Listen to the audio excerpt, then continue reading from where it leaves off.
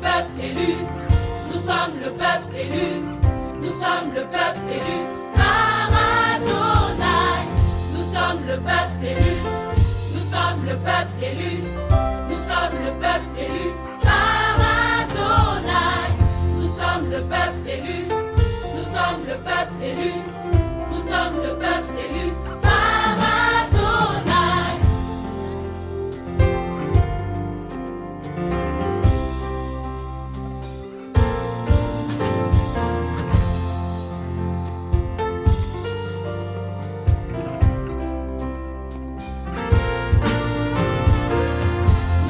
Le peuple élu, nous sommes le peuple élu, nous sommes le peuple élu. Par Adonai, nous sommes le peuple élu, nous sommes le peuple élu, nous sommes le peuple élu. Par Adonai, nous sommes le peuple élu, nous sommes le peuple élu, nous sommes le peuple élu. Par Adonai, nous sommes le peuple élu, nous sommes le peuple élu. Nous sommes le peuple élu par Adonai.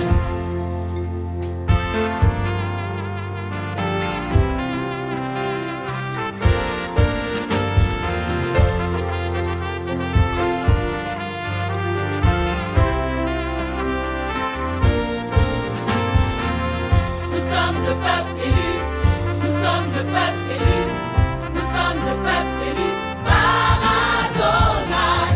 sommes le peuple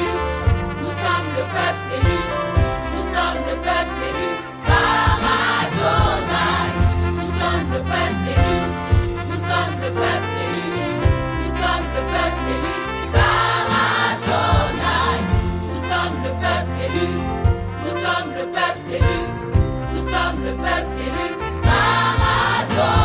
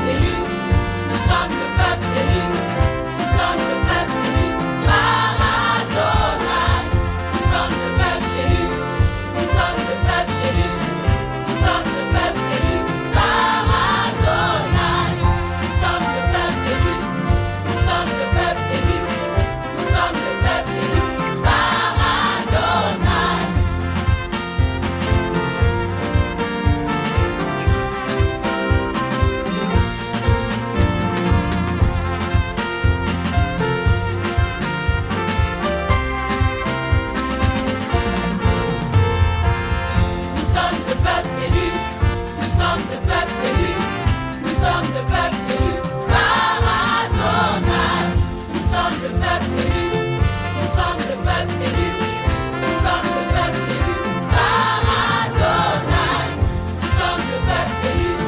nous sommes le peuple élu, nous sommes le peuple élu par Adonai.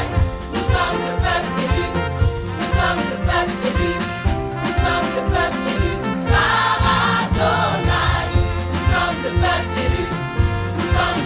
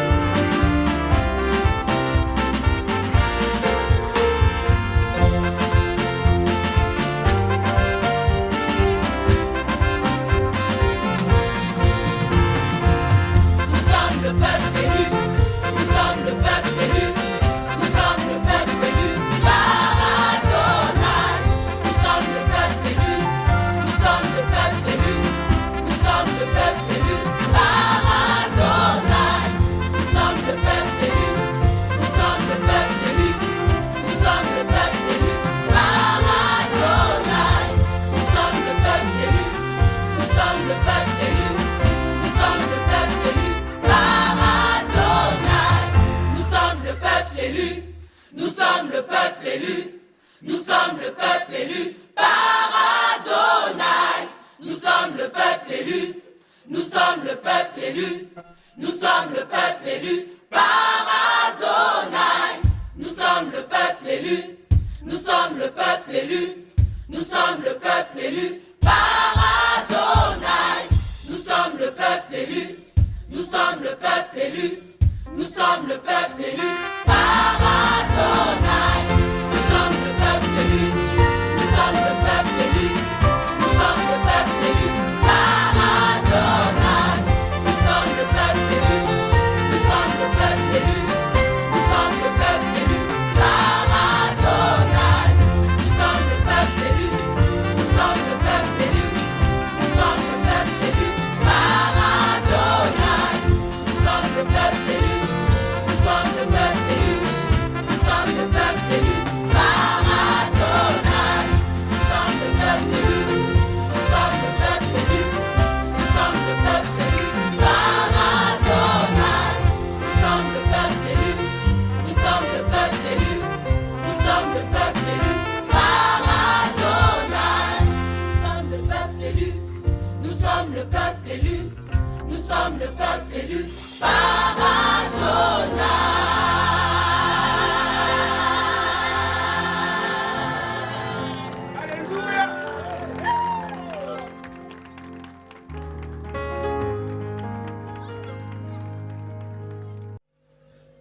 Bonjour, bonsoir à tous.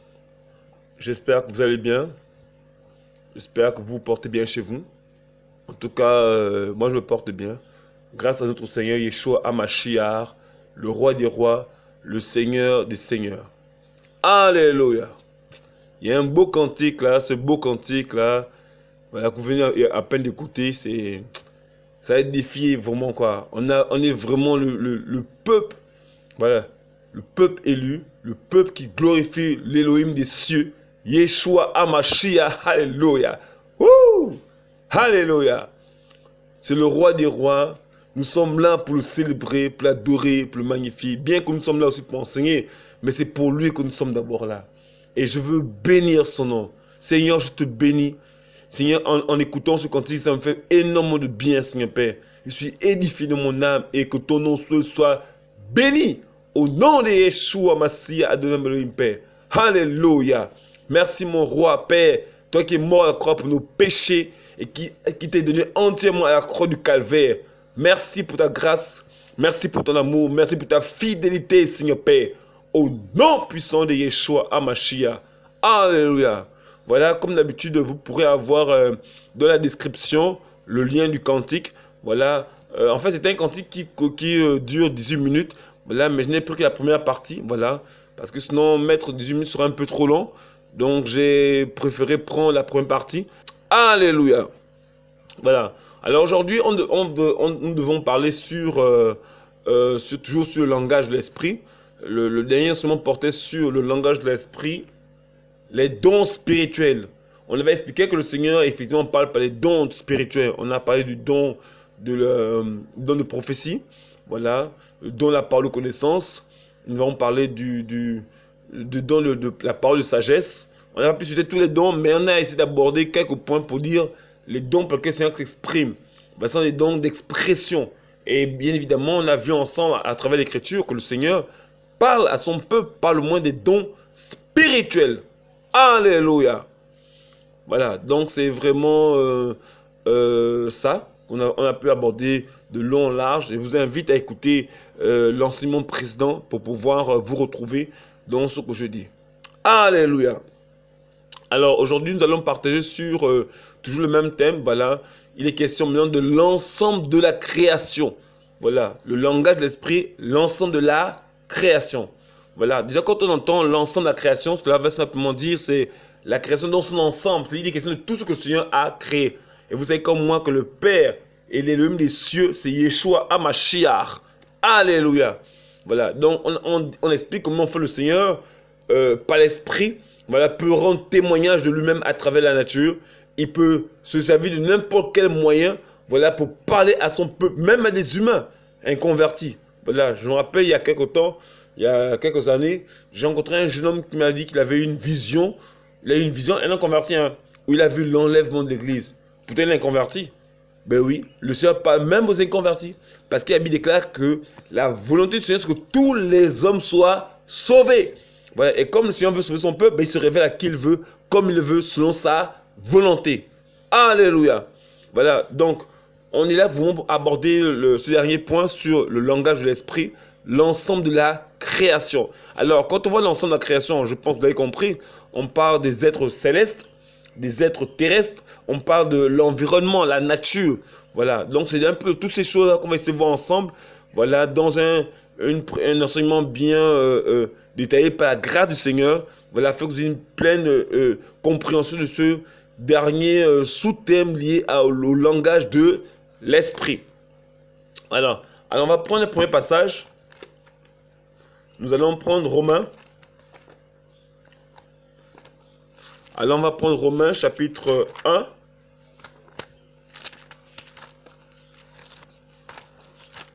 Ok, Romains chapitre 1.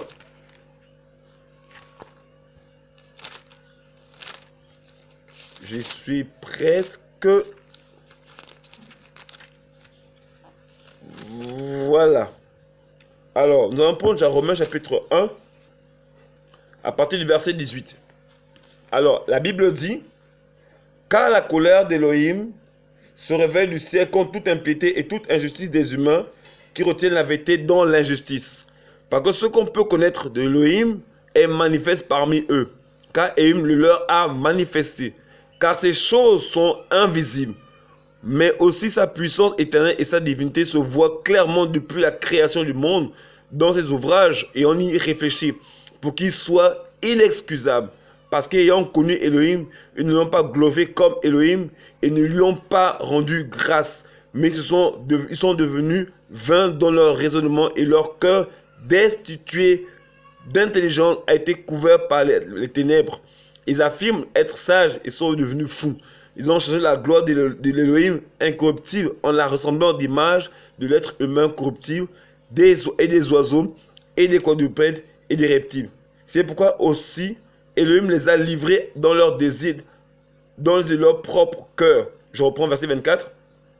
C'est pourquoi et aussi Elohim les a livrés dans les désirs de leur propre cœur, à l'impureté pour déshonorer entre eux leur propre corps. Eux qui ont échangé la vérité d'Elohim contre le mensonge et qui ont adoré et servi la créature au lieu du Créateur qui est béni pour les âges. Amen. C'est pourquoi Elohim les a livrés à leur passion déshonorante, car même les femelles parmi eux ont changé les rapports sexuels naturels pour des relations contre nature. De même aussi les mâles, abandonnant les rapports sexuels naturels avec le sexe féminin, se sont embrasés dans leurs désirs, les uns pour les autres, accomplissant des choses honteuses, mal avec mal, et recevant en eux-mêmes la juste et correcte récompense de leur égarement. Et comme ils n'ont pas jugé bon d'avoir la connaissance précise et correcte d'Elohim, aussi Elohim les a livrés à une pensée réprouvée pour pratiquer les choses qui ne sont pas convenables, étant remplis de toute espèce d'injustice, de relations sexuelles illicites, de méchanceté, d'avarice, de malignité, de plein d'envie, de meurtre, de querelles, de tromperie et de mauvais caractère, rapporteurs, médisants, haïssant Elohim, insolents, orgueilleux, vains, inventeurs de choses mauvaises, rebelles à leurs parents, sans intelligence, ne tenant pas ce qu'ils ont promis, sans affection naturelle, sans traité ou alliance, sans miséricorde, lesquels ayant connu l'ordonnance d'Elohim qui déclare digne de mort ceux qui pratiquent de telles choses, non seulement ils les font eux-mêmes, mais encore ils approuvent ceux qui les pratiquent. Alléluia. Voici un beau texte très riche, voilà, qui va nous aider dans le sujet de ce jour. Alors, premièrement, la Bible dit, je reprends un peu verset 18, car la colère d'Elohim se révèle du ciel contre toute impiété et toute injustice des humains qui retiennent la vérité dans l'injustice.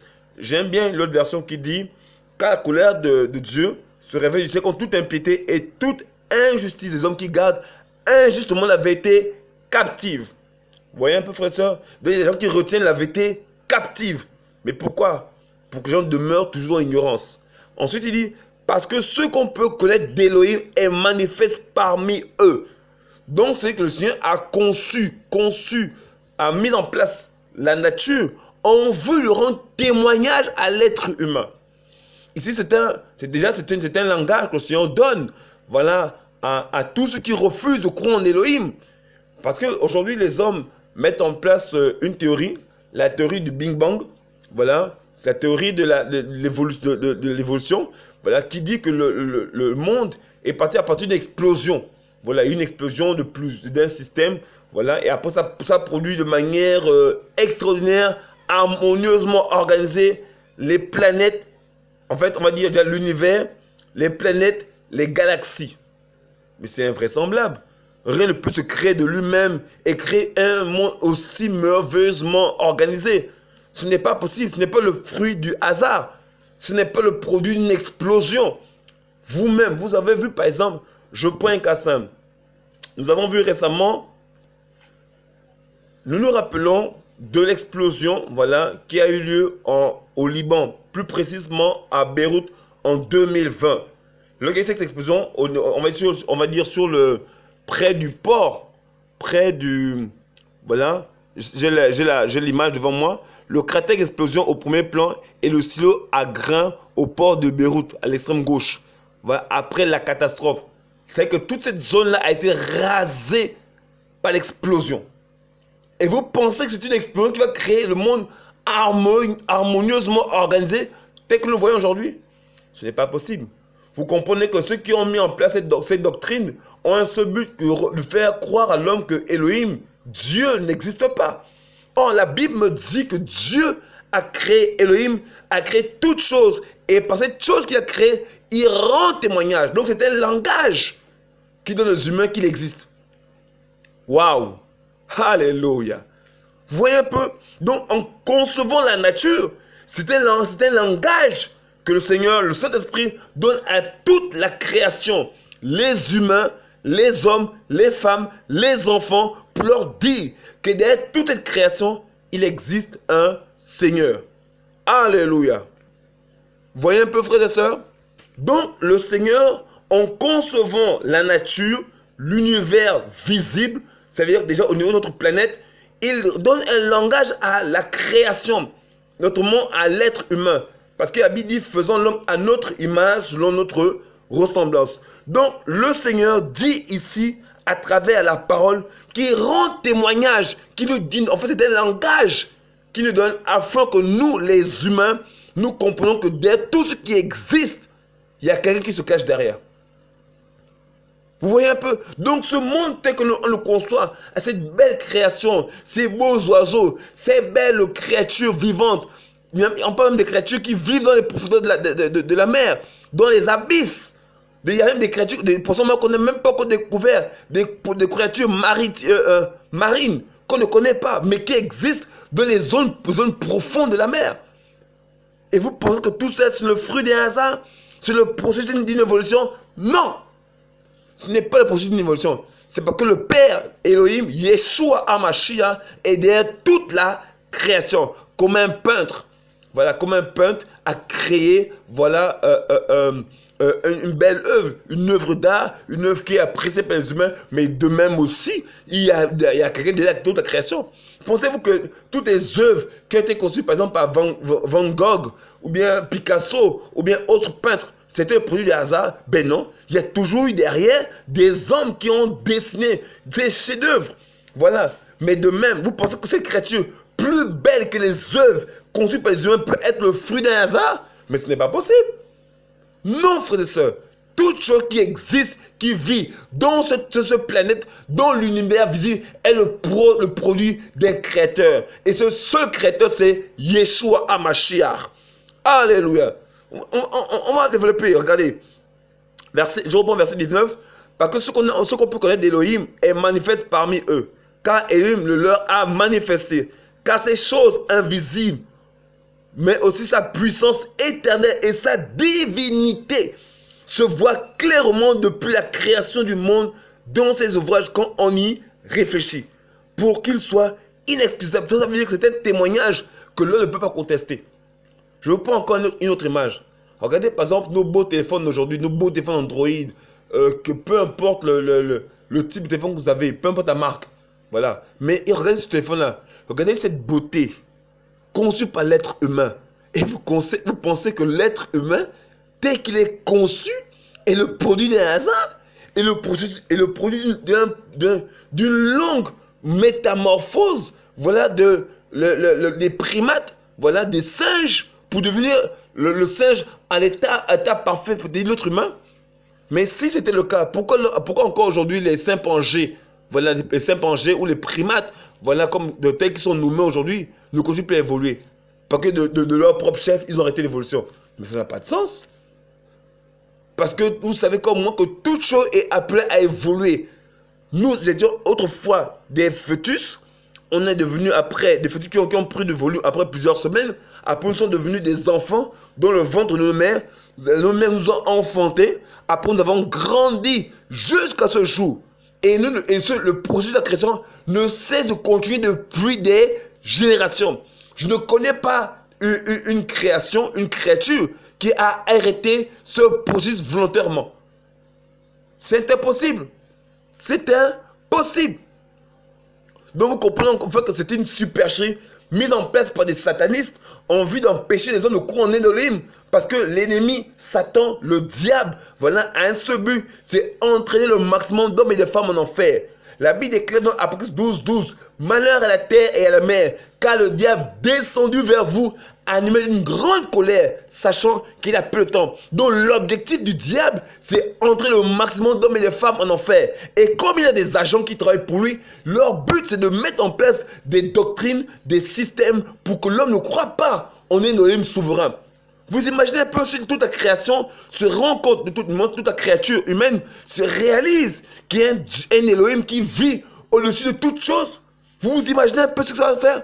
Beaucoup vont abandonner, vont jeter tous les livres qui parlent de la doctrine de la création ou de la doctrine de l'évolution. Ils vont ils vont rejeter toutes ces doctrines parce qu'ils vont revenir au vrai Elohim. Et Satan a travaillé depuis des siècles, depuis des années, depuis des millénaires, afin que le peuple ne croit pas en Elohim. Mais la Bible dit qu'ils sont inexcusables. Parce que, ayant connu Elohim, ils ne l'ont pas glorifié comme Elohim. Ils ne l'ont pas rendu grâce. Ils sont devenus vains dans leur raisonnement. Et leur cœur destitué d'intelligence a été couvert par les ténèbres. Donc, ils ont mis un voile sur leur esprit. En fait, en refusant de croire, mais un voile s'est posé sur leur esprit. Mais pourtant, toute la création, voilà, est là devant nos yeux. Regardez l'harmonie qu'il y a entre la nature et l'être humain. Vous voyez, par exemple, l'homme voilà, inspire l'oxygène et rejette le gaz carbonique. Et la nature, les arbres, inspirent le gaz carbonique et rejettent l'oxygène. Vous voyez cette belle harmonie? Vous voyez cette belle harmonie? Et vous pensez que ça peut être le fruit du hasard? Mais ce n'est pas possible. L'homme a créé, l'être Elohim a créé toute chose pour que l'homme, il soit le maître. Et qu'il domine sur toute chose. Donc, à travers la création, l'environnement, à travers les arbres, en fait, tout l'ensemble de la créature, les végétaux et consomment, qu'on appelle la flore, en fait, par là, Elohim rend témoignage de son existence et sa divinité. Alléluia. Waouh. Regardez, par exemple, ces poissons profonds, voilà, ces différentes créatures qui vivent dans les profondeurs de la fosse. On nous parle par exemple, la reine mantra, des créatures merveilleuses. Tout ce que tu as fait est bon. Et c'est l'homme qui est, en fait, la dernière créature. Waouh! Merci Seigneur. Vous voyez un peu, frères et sœurs? Donc, on comprend ensemble, effectivement, que l'être humain, voilà, est en fait la créature la plus parfaite d'Elohim. Voilà. Mais tout ce qui existe, qui vit parmi les humains, ne sont que le fruit de Yeshua HaMashiach, Jésus-Christ de Nazareth. Alléluia. Oh frère, que le Seigneur nous encourage, qu'il nous bénisse, qu'il nous fortifie et qu'il nous encore de plus croire en lui et en lui seul.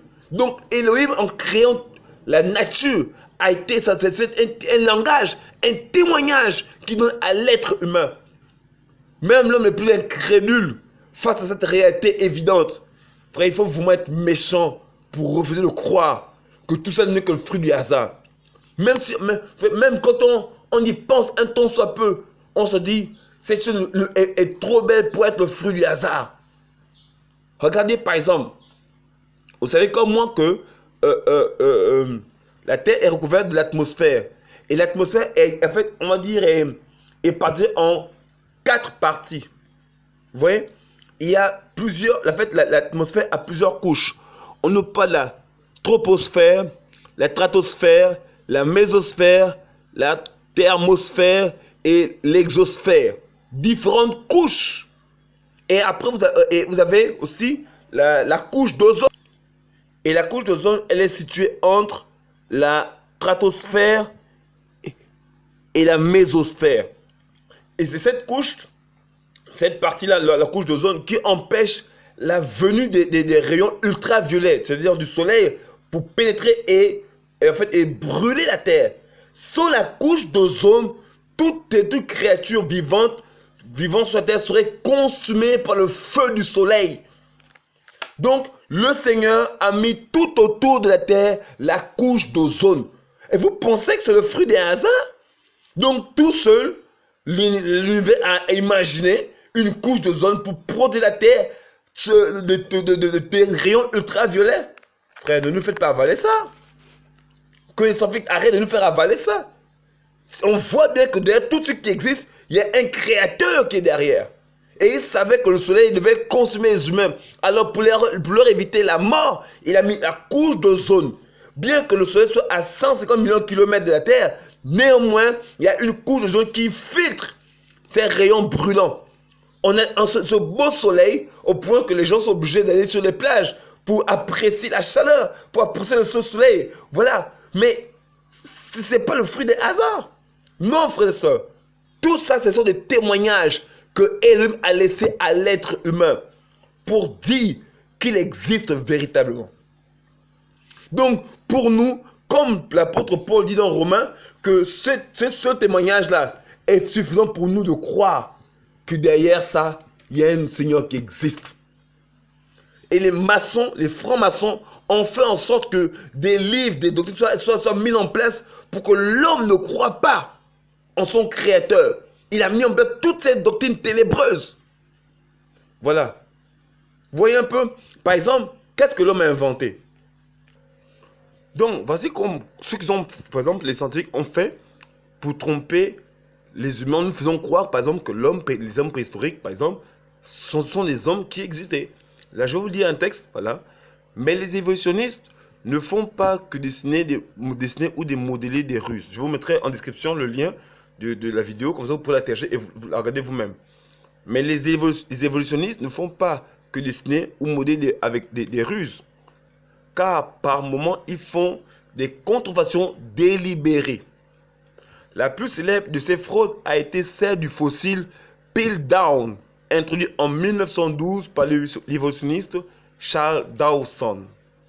Ce fossile fut présenté comme la forme transitionnelle la plus importante entre l'homme et l'animal, et le singe, et a été exposé dans le musée pendant plus de 40 ans.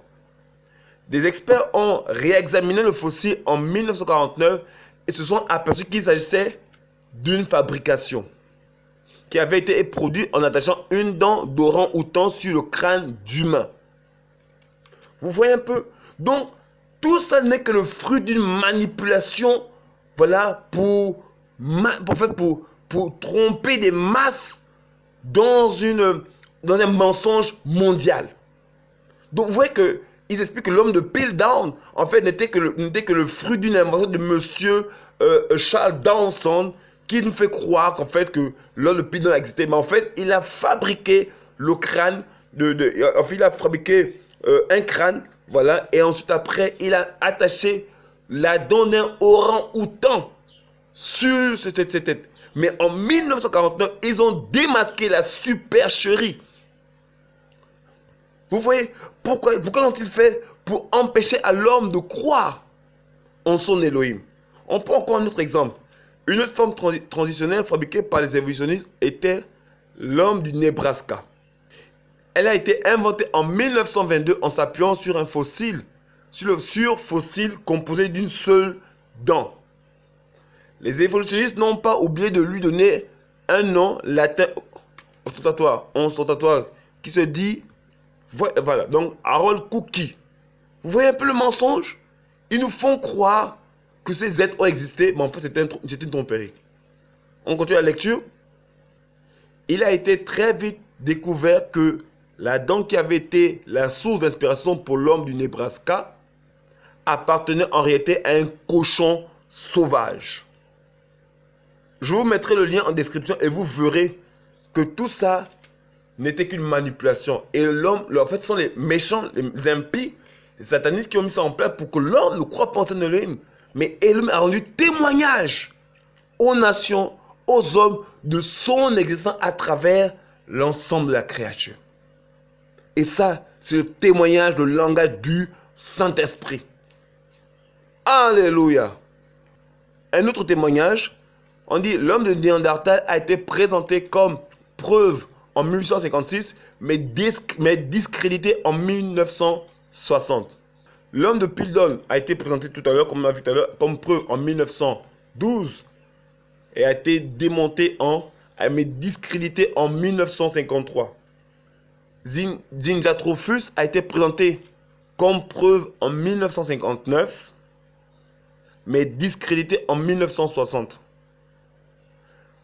Le Ramapithèque a été présenté comme preuve en 1964 et a été discrédité en 1979. Voilà. Vous voyez un peu, frères et sœurs? Donc tout ça, en fait, je vous donne ces preuves pour vous montrer que l'être humain, en fait, les méchants, les impies, les francs-maçons et autres, ont mis en place toute cette doctrine en fait que l'homme ne croit pas en son Elohim. Pourtant, son Elohim a mis tout dans la nature, et qui est un langage du Père à l'être humain pour donner témoin de son existence. Mais l'homme ne veut pas y croire parce que l'ennemi, Satan, veut tromper toute la race humaine pour qu'il ne croit pas au vrai Elohim. Yeshua HaMashiach, Jésus-Christ de Nazareth. Alléluia. Donc on a effectivement une preuve, voilà, que l'être humain, voilà, est non seulement le processus, le produit du Créateur. Parce qu'il déclare que faisons-le à notre image, selon notre ressemblance. Cela veut dire que l'être humain a été fait à l'image d'Elohim. Donc c'est pas Elohim qui est à l'image, c'est pas l'homme c'est pas Elohim qui a les caractères humains, mais c'est l'homme qui a les caractères divins. Si par exemple nous avons une bouche, parce que Elohim a une bouche. Si nous avons des yeux, parce que Elohim a des yeux. Si nous avons des oreilles, parce que Elohim a des oreilles. Parce que l'homme a été tiré de Elohim, Yeshua. Vous voyez un peu, frères et sœurs? Donc c'est vraiment une preuve suffisante, voilà, que le Seigneur nous donne un témoignage, un langage de l'esprit pour témoigner de son existence. C'est du roi des rois, le Seigneur des seigneurs, Yeshua HaMashiach. Alléluia. Voilà, frères et sœurs. On comprend bien qu'en fait ce sont des manipulations mises en place par l'être humain en vue de tromper les hommes. Il faut que l'homme revienne à son créateur. Bien évidemment, ceux qui sont du créateur. Voilà. Mais le Seigneur veut que sa créature revienne à lui. Il a mis plusieurs témoignages dans le monde entier pour rendre témoignage à l'être humain. Ça, c'est le langage de l'esprit. Quand on prend par exemple, regardez, c'est comme je disais tout à l'heure, les oiseaux, les lions, les zèbres, les créatures vivantes, les oiseaux des cieux, les aigles, voilà, les vautours, tout ça ne sont pas le produit du hasard. Qui a appris l'aigle à voler? Qui a appris l'aigle à nourrir ses petits? Qui a appris voilà, le lion de pouvoir vivre dans la brousse pour se nourrir lui-même? Qui lui a appris? Qui lui a appris toutes ces choses? Si derrière il n'y a pas un créateur qui inspire, qui donne à cet être, ces animaux, tous les caractères dont ils ont besoin pour pouvoir vivre. Savez-vous qu'au préalable, ces créatures étaient herbivores? Mais je veux prendre un passage dans la Bible. Regardez. Genèse chapitre 1. Le langage de l'esprit. Vous voyez qu'on a le langage du Seigneur dans même la nature. Voilà. La Bible déclare dans Genèse chapitre 1, verset 30. Genèse chapitre 1, verset 30. Pour tout animal de la terre, pour tout oiseau des cieux, pour tout ce qui rampe sur la terre, ayant en soi une âme vivante, toute terre verte sera la nourriture. Et il en fut ainsi. Vous voyez qu'en fait, à la base, tous ces êtres, les oiseaux, les animaux, les serpents et autres, tout ce qui rampent sur la terre, voilà, avaient pour nourriture les herbes. Mais c'est à cause du péché de Adam et Ève que la créature est devenue non carnivore. Les animaux sont devenus carnivores. Ils sont entretenus pour pouvoir vivre. Vous voyez un peu? Or, au préalable, il n'en était pas ainsi. Alléluia. Voilà, ça c'est le témoignage qu'on peut avoir, le langage d'esprit qu'on peut avoir dans la nature, dans la création. Voilà. On a par exemple, on a l'être humain. Voilà, on a l'être humain qui est la créature la plus parfaite, qui est à l'image d'Élohim. Ça c'est encore un autre témoignage, un autre langage du Seigneur. Un autre langage encore du Saint-Esprit. Il dit, je reprends le chapitre 1 toujours, verset 26. La Bible dit, Elohim dit, faisons l'être humain à notre image, selon notre ressemblance, qu'il domine sur les poissons de la mer, sur les oiseaux des cieux, sur le bétail et toute la terre et tout reptile qui rampe sur la terre. Et il créa l'être humain à son image, il le créa à l'image d'Elohim, il le créa mâle et femelle. Et il les bénit et il leur dit, portez du fruit, multipliez-vous, remplissez la terre et assujettissez-la. Dominez sur le poisson de la mer, sur les oiseaux des cieux, sur toute bête qui rampe sur la terre. Vous voyez un peu, la Bible dit que l'homme a été fait à l'image d'Élohim. Donc l'homme est encore un autre témoignage, un autre langage du Saint-Esprit. Pour dire que l'être humain que vous voyez, c'est ma créature. Il est fait à mon image. Wouh! Alléluia! Et c'est effectivement Adam qui a été fait au préalable. Adam et par la suite, c'est l'ensemble des les descendants de Adam qui sont à l'image, voilà, de Adam. Voilà. Mais au préalable, Adam ayant été fait parfait par le Seigneur, devait donner naissance à toute une génération qui soit à son image, à l'image d'Élohim. Voilà. Parce que quand on parle d'image, il y a deux aspects. Il y a l'image visible et il y a l'image invisible. L'image visible, c'est la corpulence, la morphologie. Tout le monde n'est pas appelé à ressembler à Elohim. Voilà, sur le plan, les mêmes yeux. Non, mais la morphologie. Et l'être humain a été fait de sorte qu'il il a une morphologie à l'image d'Elohim. N'allez pas dire qu'Elohim a des organes génitaux. Non, parce que les organes génitaux ont été donnés à l'être humain pour se reproduire. Elohim n'a pas besoin de se reproduire. Il crée toutes choses. C'est l'homme qui a besoin de se reproduire afin de pouvoir accomplir la volonté du Seigneur sur toute la terre. Mais on va le voir au fur et à mesure. Par contre, on a parlé des animaux et la nature. On parle maintenant de l'être humain en tant que langage de l'esprit. Donc, on voit que l'homme a été créé à l'image du Seigneur. Voilà, a été tiré du Seigneur. Et qu'est-ce que le Seigneur a fait? Il a donné à l'homme de l'autorité. Oh, l'autorité que l'homme avait, c'est l'autorité d'Elohim, Yeshua. Pourquoi? Parce que Elohim domine sur toutes choses. Et s'il est le créateur des cieux et la terre, donc il domine sur toutes choses. Alors, en créant l'être humain, il a voulu que par l'être humain, sa volonté s'accomplisse sur la terre. De ce fait, il a donné à l'être humain toute sa puissance, sa puissance pour accomplir sa volonté. Qui fait que l'homme était l'extension de Elohim sur la terre. Alléluia. Vous voyez un peu, frère et soeur? Donc l'homme était en fait l'extension d'Elohim sur la terre, parmi les autres créatures. En qu'il avait créé à son image, en qu'il avait mis son esprit pour faire sa volonté. Donc l'homme, l'être humain, était à l'image d'Elohim. Mais quand l'homme a péché, il a gardé des caractéristiques, voilà, mais il a perdu l'image véritable, la sainteté, la présence de l'esprit, le Saint-Esprit. L'homme a perdu ça. Voilà pourquoi la Bible déclare dans Romains 3, 23, car tous ont péché et sont privés de la gloire d'Elohim. Ils sont arrivés en retard par rapport à la gloire d'Elohim.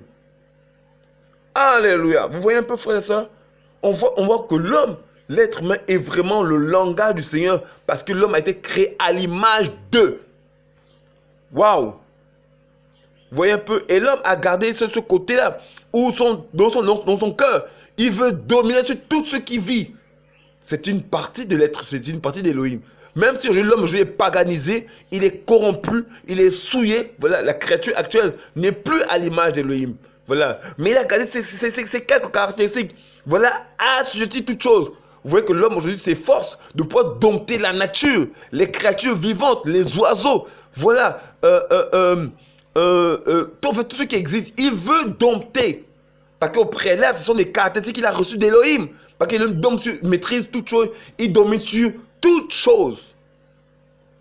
Waouh! Alléluia! Vous voyez un peu, frère et soeur? Donc l'homme, Élohim, l'homme a été fait à l'image d'Élohim. Mais l'homme d'aujourd'hui, l'homme sans le Mashiach est corrompu. Il n'est plus à l'image d'Élohim. Donc il n'est plus dans la vision d'Élohim. Et ensuite, il dit, qu'est-ce qu'il dit? Il leur dit, Elohim les bénit et il leur dit, portez du fruit. Oh, vous soyez féconds. Donc l'homme était appelé à porter du fruit, à être fécond. Multipliez-vous, remplissez la terre et assujettissez-la. Donc on voit qu'il y a un processus. Non seulement il doit être fécond, ensuite après, il devait se multiplier de famille en famille. Ensuite après, il devait remplir la terre, s'élargir. Ça veut dire se répand sur toute la terre et ensuite dominer. Ici, dominer, c'est imposer le royaume, l'autorité que l'être humain avait reçue d'Élohim. Alléluia. Vous voyez un peu, frères et sœurs? Voilà. Et ça, c'est le langage d'Élohim. Le langage du Saint-Esprit. Cependant, l'homme a été perverti. L'homme a été corrompu. L'homme a été selon tout ce qu'il fait là. C'est plus le Seigneur qui est derrière. Parce que l'homme n'est pas derrière les bombes atomiques. L'homme n'est pas derrière les anthropophages. Ceux qui tuent les gens pour manger les êtres humains comme eux-mêmes. Le Seigneur n'est pas à l'intérieur. Ça ne ressemble en rien au Seigneur. Au contraire, c'est l'œuvre satanique. C'est l'œuvre diabolique, l'œuvre luciférienne. Aujourd'hui, vous voyez les êtres humains qui sortent de leur corps. Mais ce n'est pas Elohim qui leur a appris. Ce sont les démons qui ont donné cette connaissance aux êtres humains. Voilà. Ce n'est pas le Seigneur qui a donné à l'homme cette connaissance pour pouvoir avoir des facultés, pour pouvoir sortir de son corps. C'est ça, cette connaissance ne vient point du Seigneur, mais vient des démons. Vous voyez un peu, frères et sœurs? Mais néanmoins, nous restons sur la créature elle-même. La créature est à l'image d'Élohim. La créature est un langage, une preuve que Elohim existe. Puisque la Bible dit, faisons l'homme à notre image. C'est que l'homme a des yeux, comme Elohim a des yeux. La Bible ne dit-elle pas que les 7 yeux d'Adam parcourent la terre afin de soutenir ceux qui ont l'âme abattue? Ben si. L'homme a des bras, l'homme a des pieds. La Bible déclare, la Bible dit que dans Ésaïe 59, je vais le lire pour vous rapidement. Ésaïe 59, verset 1. Voici la main de Adonai n'est pas trop courte pour sauver, ni son oreille trop pesante pour entendre. Mais ce sont vos péchés qui mettent une séparation entre vous et votre Elohim. Ce sont vos péchés qui lui font cacher la face pour ne plus vous entendre. Donc on dit que sa main. Vous voyez, non? Donc on parle de la main du Seigneur. Donc si on parle de main, parce que c'est à une main. Il n'est pas comme un être spirituel qui flotte dans les airs comme Casper. Non, c'est en fait notre Seigneur, a une morphologie. Quand la Bible dit que Elohim est esprit, voilà, il faut que ceux qui l'adorent en esprit, en vérité. Quand on parle d'esprit, c'est pas l'esprit comme au sens des esprits, au sens comme on l'imagine. Non, quand on dit qu'il est esprit, ça veut simplement dire qu'il appartient à une réalité qui n'est pas humaine. C'est tout. Il est esprit, il appartient à une réalité qui n'est pas humaine. L'homme est fait de chair, l'homme est physique, l'homme est tangible. Donc on peut toucher l'être humain. Vous voyez un peu? Voilà. Donc on a cet aspect de l'être humain. Voilà. Mais en même temps, dans la vie en société, vous savez, dans l'église, le Seigneur a mis en place des anciens pour le bon fonctionnement de l'église. Voilà. les anciens, comme on a vu, quand vous avez pris la peine de lire les premiers enseignements sur l'Église, sur l'Église des nations, sur les différents types d'églises, sur l'établissement des anciens, vous verrez qu'on a pris le temps d'expliquer toutes ces choses. Mais la Bible nous parle des anciens. Un ancien, selon la Bible, c'est un vieillard. Alors, un vieillard, c'est quelqu'un qui a eu de l'expérience au fur et à mesure de sa vie. Vous voyez un peu, un ancien, je ne peux pas donner un âge, parce que la Bible ne donne pas un âge précis, mais on ne parle pas des vieillards. C'est ça, des personnes qui sont âgées, ayant de l'âge. Vous voyez un peu, frère et soeur? Et quand souvent ces personnes-là ont eu une expérience dans la vie, de sorte que ils nous donnent des conseils, ils donnent les conseils sur la base des témoignages, des expériences qu'ils ont eues. Vous voyez, tout le monde n'aura pas la grâce d'entendre le Saint-Esprit audiblement. Non, tout le monde n'aura pas cette grâce-là. Cependant, voilà, par le moyen de la Bible, par le moyen des conseils, nous pouvons entendre la voix du Saint-Esprit. Voilà, parce que quand vous regardez bien la Bible, en fait, la Bible est un ensemble de témoignages. Vous voyez un peu, frère et soeur? La Bible est un ensemble de témoignages. Et qui fait que c'est leur témoignage qu'ils ont mis sous écrit. Vous voyez un peu, frères et sœurs? Ce sont leurs témoignages qu'ils ont mis sous écrit afin de conseiller ceux qui viendraient après. Regardons, on va prendre quelques écritures. On va voir que l'Esprit parle par les humains aussi. Voilà, aussi par les témoignages. Regardez, prenons par exemple Ecclésiaste.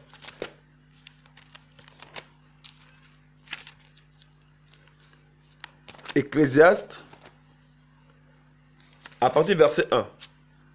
La Bible dit, les paroles de Qohélet, fils de David, roi de Yerushalayim, dans les questions de Shlomo ou bien Salomon. Vanité des vanités, dit Qohélet, vanité des vanités, tout est vanité. Quel avantage a l'être humain de tout son travail auquel il s'occupe sous le soleil? Une génération passe à une autre génération, vient, mais la terre demeure pour toujours ferme. Le soleil aussi se lève et le soleil se couche. Il soupire après le lieu où il se lève.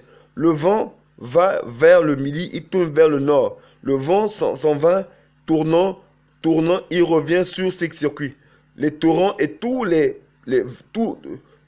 torrents vont vers la mer, mais la mer n'est pas remplie. Vers le lieu où vont les torrents, là il retourne afin d'aller. Donc vous voyez, et verset 8, il dit, toutes les choses sont lassantes, et l'homme ne peut en parler. L'œil n'est jamais resté de voir. L'oreille ne se remplit pas de ce qu'elle entend. Ce qui a été, c'est ce qui sera. Ce qui s'est fait, c'est ce qui se fera. Il n'y a rien de nouveau sous le soleil. Voici Shlomo, le roi de Yerushalayim, d'Israël à l'époque, nous dit qu'au fait que il n'y a rien de nouveau sous le soleil. Mais comme vous voyez, frère, ce sont les mêmes choses. Ce sont les mêmes choses. Et ça, c'est l'expérience de quelqu'un qui a expérimenté, qui a vu certaines choses. Donc, ici, il met en écrit son expérience. Vous voyez un peu? Il met en écrit son expérience et peut conseiller des gens, voilà, des jeunes gens comme nous, voilà, afin qu'ils fassent attention. Regardons, on va prendre Proverbe. Prenons par exemple Psaume chapitre 1. Verset 1. C'est David qui écrit. Regardez son conseil qu'il donne. Verset 1. Heureux l'homme qui ne marche pas sur le conseil des méchants, qui ne s'arrête pas sur la voie des pécheurs, qui ne s'assied pas dans l'assemblée des moqueurs, mais qui prend son plaisir dans la Torah de Adonai, qui médite sa parole, sa Torah, jour et nuit. Il est comme un arbre planté près des ruisseaux d'eau, qui rend son fruit en sa saison, et dont le feuillage ne flétrit pas. Tout ce qu'il fera réussira. Il n'en est pas ainsi des méchants. Ils sont comme la balle que le vent chasse au loin. C'est pourquoi le méchant ne résiste pas dans le jugement, ni le pécheur dans l'assemblée des justes. Car Adonai connaît la voie des justes, mais la voie des pécheurs périra. Donc il dit, par expérience, voilà que le méchant ne résiste pas dans l'assemblée des justes. Mais pourquoi dit-il ça? Parce qu'il a vu, il a expérimenté. Donc on a aussi ce langage de l'esprit par les conseils des aînés qui créent le Seigneur, qui ont eu de l'expérience et qui par ceux qu'ils ont vécu ont servi de témoignage et ils peuvent le partager avec les frères et les sœurs. Mais je voudrais mettre le bémol en disant, aucun conseil des hommes ne doit remplacer la Bible. Jamais de la vie, frères et sœurs. Peu importe la connaissance que vous pouvez avoir, ça ne doit jamais remplacer la Bible. Jamais, frères et sœurs. Donc si un frère ou un ancien vous donne un conseil, cela doit toujours être en accord avec l'ensemble des Écritures, comme nous l'avons vu. Alléluia. Cependant, nous voyons bien qu'à travers l'Écriture, que David a eu une expérience. Dans des moments par lesquels il passait, il a appris, voilà, que l'homme, il a appris que l'homme ne doit pas marcher sur le conseil des méchants. S'il veut être agréable au Seigneur, il ne doit pas marcher sur le conseil des méchants, il ne doit pas s'arrêter sa voie des pécheurs, il ne doit pas s'associer à l'assemblée des moqueurs. Et ainsi, il sera agréable au Seigneur. Vous voyez un peu? Ça, c'est l'expérience de quelqu'un qui a découvert certaines choses. Voilà. Par exemple, il y a une autre passage qui dit, par exemple, la Bible dit dans Psaume chapitre 37, verset 25, David dit, « J'ai été jeune, j'ai vieilli, je n'ai jamais vu le juste abonné, ni sa postérité cherchant son pain. » Vous voyez? Ça, c'est l'expérience de quelqu'un qui a vécu. Et ayant eu de l'expérience, il peut le partager avec les frères et les sœurs. Il dit, j'ai été jeune et j'ai vieilli. Je n'ai pas vu le juste abandonné. Donc, pour lui, le juste n'abandonne jamais. Et c'est vrai. Ceux qui sont du Seigneur n'abandonnent jamais. Alléluia. Quel conseil. Je reprends. J'ai été jeune, j'ai vieilli. Je n'ai jamais vu le juste abandonné, ni sa postérité mendiant son pain. Waouh. Alléluia. Vous voyez qu'on a des témoignages. Et ça, c'est les conseils de l'esprit. Parce qu'après l'esprit, c'est servi leur témoignage pour enseigner les humains que nous sommes à travers l'écriture. Mais c'est bon l'expérience de quelqu'un qui a vécu, qui a expérimenté certaines choses et qui peut dire aujourd'hui que frère, j'ai été jeune, j'ai vécu, je n'ai jamais vu le juste abandonné, ni sa postérité mendiant son pain. C'est la vérité. Waouh. Regardons, on va encore prendre un passage. Prenons toujours Psaume 37, à partir du verset 1. Ne t'irrite pas contre le méchant, ne jalouse pas ceux qui s'adonnent à l'injustice, car ils seront soudainement retranchés comme le foin, ils se faneront comme l'herbe verte. Vous voyez, non? Ne jalouse pas le méchant, parce qu'il va périr un jour. Confie-toi en Adonai et fais ce qui est bon. Aie la terre pour demeure et fidélité pour pâture. Fais de Adonai tes délices et il t'accordera ce que ton cœur désire. Waouh! C'est un passage qu'on connaît tous par cœur. On lit la suite. Recommande tes voies à Adonai, confie-toi en lui et il agira. Il manifestera ta justice comme la lumière et ton droit comme le soleil à son midi. Garde le silence devant Adonai et tremble devant lui. Ne te fâche pas contre celui qui réussit dans ses voies, contre l'homme faiseur de complot. Laisse la colère, abandonne la rage. Ne te fâche pas seulement pour faire le mal. Car les méchants seront retranchés, mais ceux qui se confient en Adonai hériteront de la terre. Voici les conseils d'un aîné, d'un père qui donne des conseils. Il dit, confie-toi, il dit, recommande ton sort à Adonai et recommande tes voies à Adonai et confie-toi en lui. Et il agira. Donc il recommande tes voies, recommande ta voix au Seigneur, recommande ta vie au Seigneur, recommande tous tes plans, tes projets au Seigneur. Voilà. Confie-toi en lui et il agira. Donc confie-toi. Ici, la confiance, c'est la foi. Et foi au Seigneur. Vous voyez un peu, frères et sœurs. Donc on a des témoignages. Donc on voyait que par l'expérience, l'esprit opère derrière. Et c'est le langage de l'esprit. Alléluia. Donc un aîné peut nous confier, nous donner des conseils par rapport à la marche chrétienne. Et si crée le Seigneur, on peut dire oui, amen. Si ce qu'il dit est en accord avec l'écriture, on dit oui, amen. Regardez par exemple ce que Salomon dit dans... En fait, on peut lire tellement d'histoires. Je vous assure que pendant que j'enseigne, moi-même je suis enseigné. Je découvre encore des choses qui m'échappaient. Et je me rends compte qu'on a encore besoin de s'appuyer sur le témoignage des anciens. Voilà, regardez. Prenons Proverbe. Proverbe chapitre 1.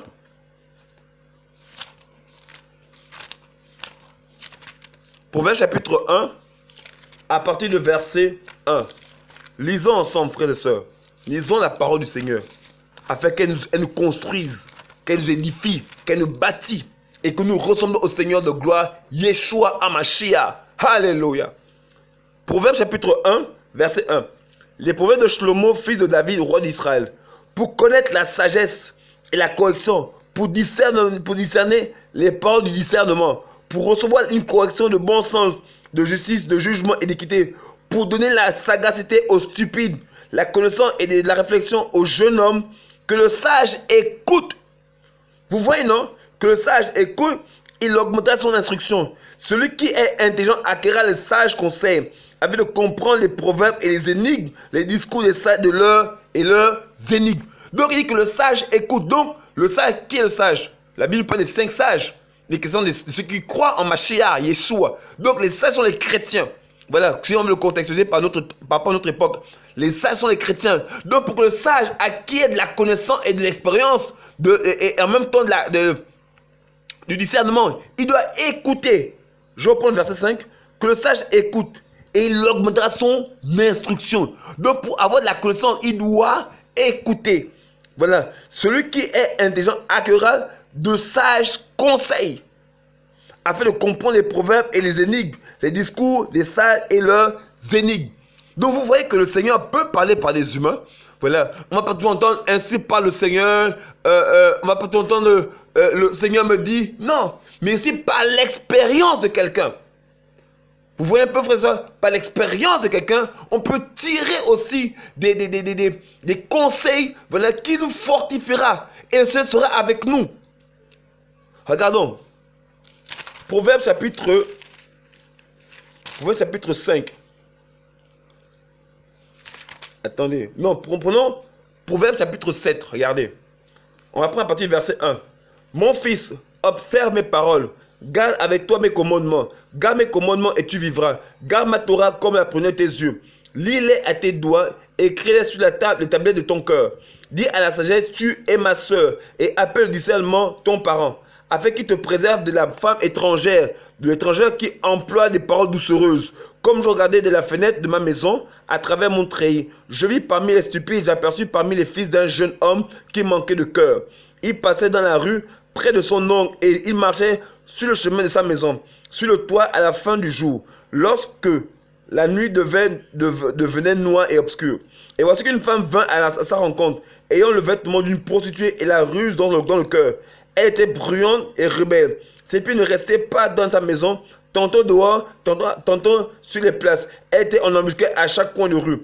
Elle le saisit et l'embrassa, et avec une face forte, lui dit, j'ai chez moi des sacrifices d'offrande de paix. J'ai aujourd'hui accompli mes vœux. C'est pourquoi je suis sorti à ta rencontre pour chercher ta face. Je t'ai trouvé. J'ai orné mon lit de couvre-pied, d'étoffe et de fil d'Égypte. J'ai aspergé ma couche de myrrhe, d'aloès et de cinnamome. Viens, enivrons-nous d'amour jusqu'au matin, faisons-nous plaisir avec l'objet aimé. Car mon mari n'est pas à la maison, il est parti en voyage lointain. Il a pris dans sa main un sac d'argent. Au jour de la pleine lune, il viendra dans sa maison. Elle le détournera par l'abondance de ses manières de persuader. Elle l'entraîna par ses lèvres flatteuses. Soudain, il s'en alla après elle, comme un bœuf qui va à l'abattage, comme le fou qu'on lit pour le corriger, jusqu'à ce que la flèche lui ait transpercé le foie. Comme l'oiseau qui se hâte vers le filet, sans savoir qu'il il en va de son âme même. Maintenant, fils, écoutez-moi, soyez attentifs aux paroles de ma bouche. Que ton cœur ne se détourne pas vers la voie d'une telle femme. Ne t'égare pas dans ses sentiers, car elle en a fait tomber beaucoup. Blessés à mort, ils sont nombreux, tous ceux qu'elle a tués. Sa maison est le chemin du Sheol qui descend vers les chambres de la mort. Voici, et vous savez comment que Shlomo a connu plusieurs femmes. Il avait 1000 femmes au total, 300 princesses et 700 concubines. Voilà, il avait 1000 au total. Voilà, et vous allez observer que parmi ces femmes, on dit, la Bible dit, dans sa vieillesse, il offrit des parfums à différentes divinités, différents faux Elohim, des différentes nations. Voilà, et il fut rejeté par Elohim. Et après, il étant revenu à lui, parce que je pense que Shlomo a eu le temps de se repentir, il a écrit ce livre par expérience. Voici l'expérience de quelqu'un qui a vécu une vie difficile et qui s'est revenu sur le bon chemin et donne des conseils. Vous voyez un peu, frère, voici un ancien, un aîné, qui après avoir vécu toutes ces choses, donne des conseils aujourd'hui à ses petits frères, ses fils dans la foi. Il leur dit, faites attention à la femme étrangère. Waouh! Vous voyez un peu, frères et sœurs, il demande qu'on en fasse énormément attention à la femme étrangère. Parce qu'elle peut mettre fin à notre vie. Elle peut nous séduire, nous faire tomber. Et on dit même que cette femme, c'est une sorcière. Puisqu'il dit quoi? Il dit que ton cœur, verset 25, que ton cœur ne se tourne pas vers, je reprends, verset 25, que ton cœur ne se détourne pas vers les voies d'une telle femme. Ne t'égare pas dans ses sentiers, car elle en a fait tomber beaucoup. Donc elle fait tomber les gens. Blessés à mort, ils sont nombreux, tous ceux qu'elle a tués. Sa maison est le chemin du Sheol qui descend vers les chambres de la mort. C'est une sataniste. Elle est au service de Lucifer. Que le Seigneur nous en garde, frères et sœurs. Seigneur, garde-nous des pièges de Lucifer, de la chute, de la débauche, au nom de Yeshua. Nous ne tomberons pas dans l'adultère, Seigneur Père. Nous ne tomberons pas dans l'impudicité, dans la masturbation, l'impudicité, la masturbation, la pornographie. Nous ne tomberons pas dans l'attouchement des femmes, au nom de Yeshua, Massia Père. Toute incantation dressée contre nous, nous les cassons, nous les brisons, Seigneur, au nom puissant de Yeshua, Massia. Alléluia, Père. Je prophétise sur mes frères. Nous ne mourrons pas. Nous vivrons. Nous raconterons les merveilles de Yeshua. Ma maison ne connaîtra pas l'adultère. Ma femme ne connaîtra pas l'adultère. Je ne connaîtrai pas l'adultère. Au nom puissant de Yeshua, Massia, Adonai Elohim, Père. Alléluia. Vous voyez, frère, là, le combat est rude. Le combat est difficile. Mais on a besoin des aînés qui nous partagent leur expérience afin qu'on se détourne de la voie de la femme étrangère. Vous voyez que l'esprit parle aussi par les conseils et l'expérience des aînés. Vous voyez un peu, frères et sœurs? Vous voyez, donc il est important pour nous, les jeunes garçons, voilà, les jeunes hommes, voilà, peu importe l'âge que nous avons, nous devons les pères. Nous sommes des jeunes enfants, des jeunes gens, voilà, nous devons apprendre à écouter leurs conseils. Parce que, frères et sœurs, la vie, dans la vie, on n'aura pas tous les mêmes expériences. Mais leurs conseils, de ceux qui ont vécu avant nous, peuvent nous servir d'exemple, de témoignage, afin d'échapper au filet de l'oiseleur spirituel, qui est Satan, le diable. Alléluia. Vous voyez un peu, frères et sœurs? Et qu'est-ce qui se passe? Vous allez voir que, par exemple, Shimshon, Samson, mais il est tombé par une femme étrangère. Dalila, Dalet et Laïla. En fait, quand on découpe, on va dire quoi? On décompose ce mot en hébreu. Dalila, c'est Dalet, la quatrième lettre hébraïque. Et Laïla, qui est la nuit. Voilà. Et Dalet, en français, nous donne la porte. Donc, la porte de la nuit. Vous voyez un peu, elle est la porte de l'obscurité. Or, qu'est-ce qu'on dit ici? Papa, femme étrangère. On dit, car elle en a fait tomber beaucoup, mais c'est à mort. Et ils sont nombreux, tous ceux qu'elle a tués. Sa maison, la porte, donc sa porte, sa maison est le chemin du Sheol, qui descend vers les chambres de la mort. Vous voyez un peu, donc Delilah était une sataniste qui vient tuer Samson. Delilah, Dalet, Laïla. Vous voyez un peu, frères et sœurs? Donc, c'est pas. Oh, si on prend conseil auprès des aînés pour apprendre d'eux, nous saurons, frères, éviter certains pièges de l'ennemi. Il y a des choses que ça nous enseigne dans notre marche chrétienne, dans notre vie chrétienne, oui. Mais il y a des choses que les aînés ont vécues avant nous, qui ont de l'expérience, et surtout ceux qui sont des modèles et des témoignages, qui ne sont jamais tombés si bas, mais qui ont gardé la foi jusqu'à ce jour. C'est eux, frères, on peut aller les voir et leur demander conseil.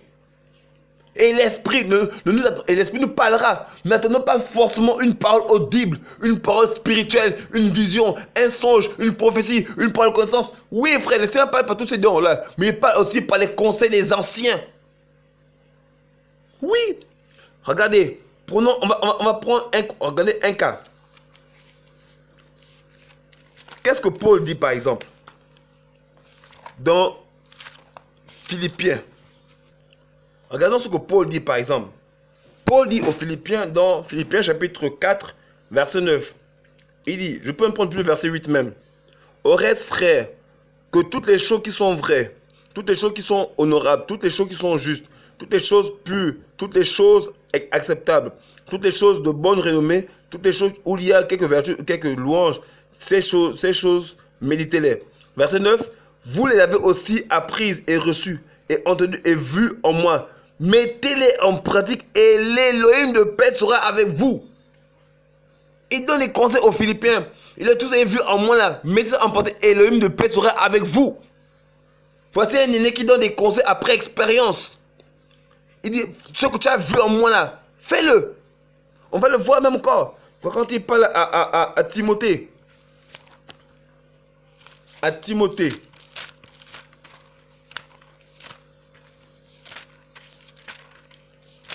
Prenons 2 Timothée. 2 Timothée chapitre 3. À partir du verset... On va prendre à partir du verset 1. Écoutez regardez ce que Paul dit. Voici l'expérience de quelqu'un. Mais sache ceci, que dans les derniers jours, surviendront des temps difficiles à supporter, car les gens seront amoureux d'eux-mêmes, aimant l'argent, fanfarons, orgueilleux, blasphémateurs, rebelles à leurs parents, ingrats, sans religion, sans affection naturelle, sans loyauté, calomniateurs, sans autocontrôle, cruels, opposés à la bonté et hommes bons, traîtres, téméraires, enflés d'orgueil, amis de volonté plutôt qu'amis de l'Élohim, ayant l'apparence de la piété, mais ayant renié la puissance, ayant donc de tels gens. Car c'est d'entre eux que sortent ceux qui se glissent dans les maisons, qui amènent captives de petites femmes, chargées de péché et guidées par toutes sortes de désirs, qui apprennent toujours et qui ne peuvent jamais venir à la connaissance précise et correcte de la vérité. Vous voyez, il parle de ces femmes qui sont dans le péché, qui apprennent toujours et ne viennent jamais à la connaissance de la vérité. Donc, Paul a eu des expériences, il a enseigné des gens qui, en fait, vivaient tellement dans le péché, m'a beau enseigner, elle ne comprenait pas. Il en a fait une expérience. C'était une expérience pour lui. Il a dit qu'en fait, il parlait de ces femmes. Comme il dit, je reprends le verset 6. Car c'est d'entre eux que sortent ceux qui se glissent dans les maisons et qui amènent captives de petites femmes chargées de péché. Donc elles sont chargées de péché. Et guidées par toutes sortes de désirs qui apprennent toujours. Donc ils sont pour recevoir l'enseignement. Et qui ne peut jamais revenir à la connaissance précise et correcte de la vérité. Donc il a beau enseigner, elle ne comprenait rien. Pour la dire à Timothée, sur cette personne-là, fais attention. Verset 8. Comme Janès et Jambres qui s'opposaient à Moshe, ceux-ci de même s'opposent à la vérité. Gens à l'esprit corrompu, réprouvés, en ce qui concerne la foi. Ils ne feront pas plus grand progrès, car leur fruit sera manifesté à tous, comme le fut aussi celle de ces deux-là. Mais toi, tu as suivi de près mon enseignement, ma conduite, mon dessein, ma foi, ma passion, mon amour, ma persévérance, mes persécutions, mes souffrances et celles qui me sont arrivées à Antioche, à École et à Lystre. Persécutions que j'ai supportées et le Seigneur m'a délivré de toutes. Mais ceux qui veulent vivre pieusement en Mashiach, Yahushua seront aussi persécutés. Mais les gens méchants et imposteurs iront en empirant, égarant les autres et en s'égarant eux-mêmes. Vous voyez, il dit que les gens méchants et imposteurs iront en empirant. Non, ils vont aller de mal en pire. Après, qu'est-ce qu'on dit? Voilà. De mal en pire, égarant en empirant, égarant les autres, ils s'égarant eux-mêmes. Donc, il y a les méchants qui sont dans l'assemblée, qui non seulement sont des impies, mais ils s'égarent eux-mêmes, ils égarent aussi les autres. Alléluia. Vous voyez un peu, frères et sœurs? Donc, Paul sort tout ça parce qu'il a eu de l'expérience. Donc, on comprend que l'esprit parle aussi par les frères et sœurs avec leur témoignage. On support pour mettre un saut à ceux qui ont vécu. Et vous voyez, on sait nous tous que Paul a fini dans la foi chrétienne. Et il pouvait, à l'article de sa mort, rendre témoignage de tout ce qu'il avait observé, appris, connu, pour dire aux uns aux autres comment il faut marcher. Regardez, on va prendre encore un autre passage. Verset 14. Mais toi, demeure dans les choses que tu as apprises et dont tu as été assuré, sachant de qui tu les as apprises, et que dès l'enfant, tu connais les lettres sacrées qui peuvent te rendre sage pour le salut par le moyen de la foi en Mashiach et Yahushua. Vous voyez, non? Donc il dit, pratique ces choses que tu as apprises en moi. Regarde, prenons par exemple chapitre 4, verset verset 6. Car pour moi, je suis déjà versé comme une libation et le temps de mon départ est survenu. J'ai combattu mon combat, j'ai terminé la course, j'ai gardé la foi. Désormais m'est réservé la couronne de justice. Le Seigneur, le juste juge, me la rendra en ce jour-là. Et non seulement à moi, mais à tous ceux qui sauront aimer son apparition. Hâte de venir vers moi au plus tôt. Car Démas m'a abonné pour aimer chèrement le présent âge. Il est parti à Thessalonique. Crescens est resté en Galatie et Titos en Dalmatie. Lucas seul est avec moi. Prends Marco et amène-le avec toi, car il m'est utile pour le service. J'ai envoyé Tychicos à Éphèse. En venant, apporte le manteau de voyage. Et j'ai laissé chez Troas, chez Carpos, et livre surtout les parchemins. Alexandros, le forgeron, m'a fait beaucoup de mal. Le Seigneur lui rendra selon ses œuvres. Garde-toi aussi de lui, car il s'est fortement opposé à nos paroles. Personne n'est venu à mon aide dans ma première plaidoirie, mais tous m'ont abandonné, qui ne leur soit pas tenu compte. Vous voyez que Paul dit à Timothée que Alexandre le forgeron lui a fait beaucoup de mal. Il dit, garde-toi de lui. Il s'est fortement opposé à nos paroles. Donc une personne qui se pose à un aîné, un ancien, sur la parole, et qu'il a fait beaucoup de mal dans le cas de l'apôtre Paul, Paul dit, garde-toi de lui. Éloigne-toi de lui. Il n'y a pas de sentiment pour dire non, le Seigneur peut le garder frais. Quand Paul parlait, il y avait l'expérience derrière. Paul savait ce de quoi il parlait. Parce qu'il connaissait ce genre de personnes avec l'expérience qu'il avait apprise au fur et à mesure de la marche chrétienne. Vous voyez un peu, frère et soeur, voici un aîné qui rend témoignage, qui explique ses vécus, ses expériences. Et il en est sorti victorieux. Et il peut le partager à son fils dans la foi. Pour que ce genre de personne, fais attention mon fils dans la foi. Alléluia. Vous voyez que dans nos assemblées, frères, même si un aîné, un ancien n'a pas forcément l'onction qui fait tomber les gens par terre, encore que l'onction ne veut pas faire tomber par terre, c'est une grâce, simplement. Voilà, mais même s'il ne parle pas beaucoup, même s'il ne prêche pas et puis le feu tombe du ciel, c'est pas un péché. Mais l'expérience qu'il a dans le Seigneur, elles sont des richesses dont on a besoin. Voilà, pour affermir notre marche chrétienne. Alléluia. Vous voyez un peu, frère et sœurs? Voilà. Regardons pendant un exemple. Regardons par exemple dans le cas de un roi. Un roi, chapitre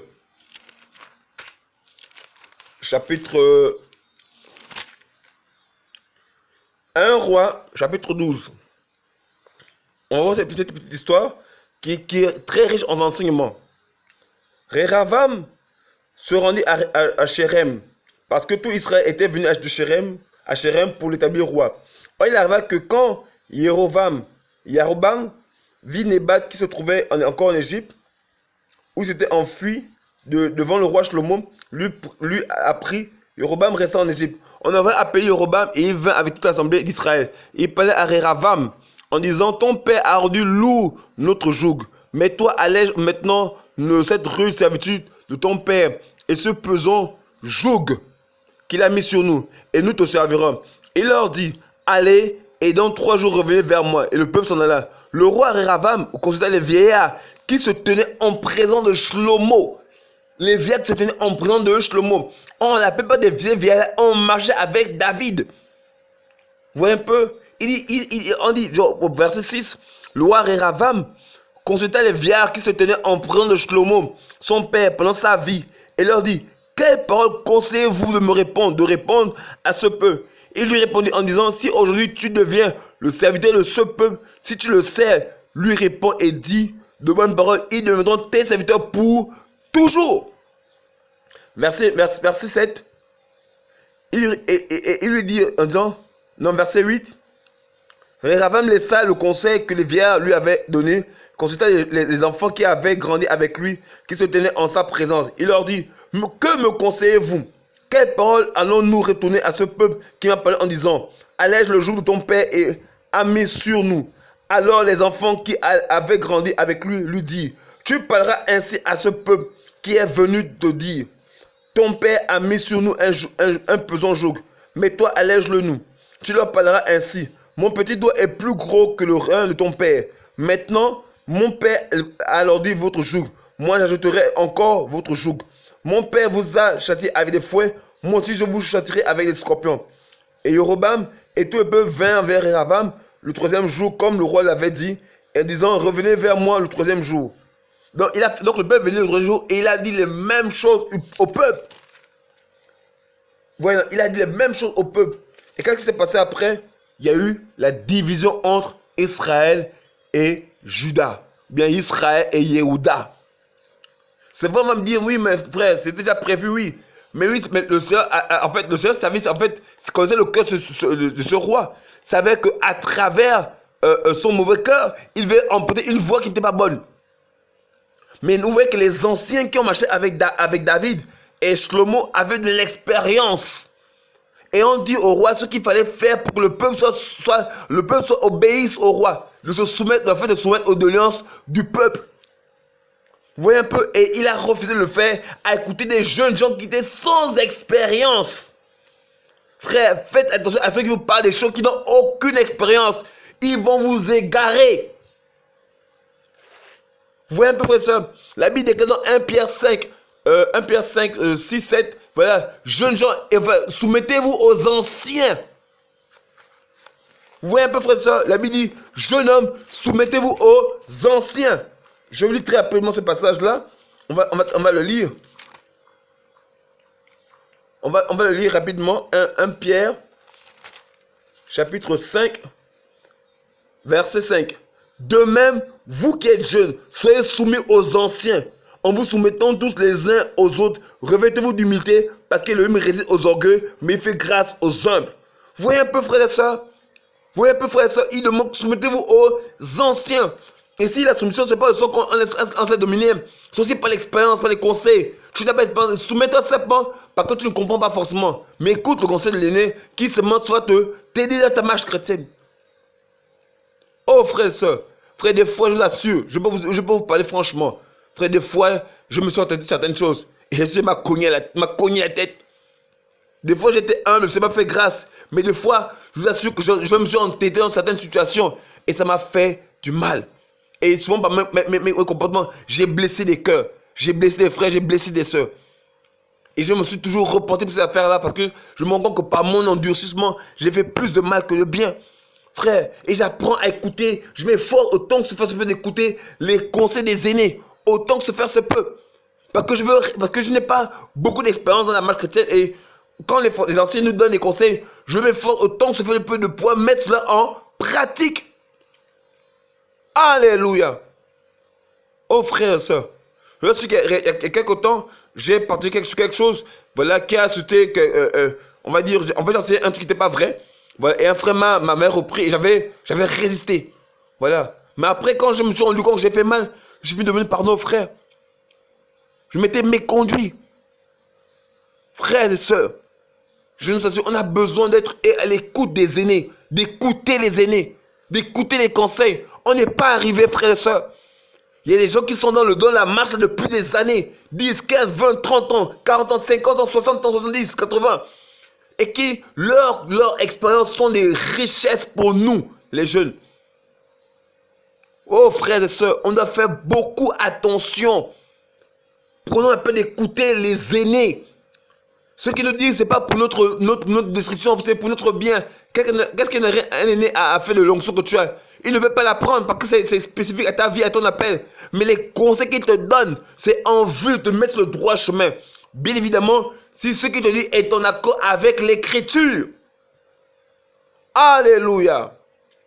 C'est ce qu'on demande aux frères et sœurs. Que tout conseil qu'un aîné te donne, c'est en accord avec l'écriture. Certes, les conseils ne sont pas des doctrines. Cela veut dire que c'est à moi de décider si je veux prendre le conseil ou le rejeter. C'est moi qui décide. Mais des fois, il y a des conseils, frères et sœurs, qui ne sont utiles pour notre marche chrétienne. Il y a beaucoup de choses que j'ai fait par expérience avec les conseils aînés et ça m'a gardé de beaucoup de pièges. Frères et sœurs, que la grâce ne nous monte pas la tête, nous fait croire, voilà, que nous sommes meilleurs arrivés. On a besoin des conseils. Alléluia. Donc on voit que le Seigneur ne parle pas les anciens. L'expérience, l'esprit parle par les anciens, par le monde de leur expérience. ces anciens pouvaient donner ces choses-là. Parce qu'évidemment, ils avaient vécu des choses avec le Seigneur. Et aujourd'hui, ils peuvent le partager. Voilà pour qu'on puisse faire attention. Alléluia. Voilà, frères et sœurs.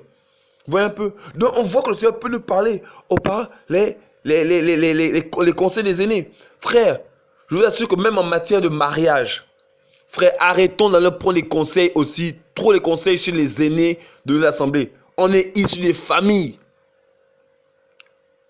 Frère, il y a des familles où il y a la sorcellerie, c'est vrai, mais il y a des familles où le père est honnête, même s'il n'est pas chrétien. Mais tu vois qu'il a été mère depuis 20 ans, 30 ans, 40 ans, 50 ans de mariage. Frère, il y a raison de pouvoir se rapprocher pour donner conseil. Par exemple, ma mère avait plus de 30 ans de mariage avant que mon père le décède. Plus de 30 ans de mariage avec mon père. Et quand je devais me marier, j'ai posé à ma mère une question. Voilà. Mais je lui ai demandé, quel genre de femme voudrais-tu avoir comme belle-fille? Elle m'a dit, mon fils, si la femme que tu épouses ne respecte pas sa famille, c'est pas moi qu'elle va respecter. Mais pourtant, le conseil qu'il m'a donné était un conseil riche. Si une femme ne sait pas respecter sa propre famille, c'est pas moi qu'elle va respecter. Ça veut dire que sur la base de l'ensemble des expériences que ma mère a acquises après plus de 30 ans de mariage, voici ce qu'elle peut donner en tant que conseil. Frères et sœurs, c'est bien de recevoir les conseils des frères et sœurs, mais nos familles aussi. Nous sommes aussi en termes de vie, de foyer. Il y a des conseils qu'on peut se tirer chez nos parents.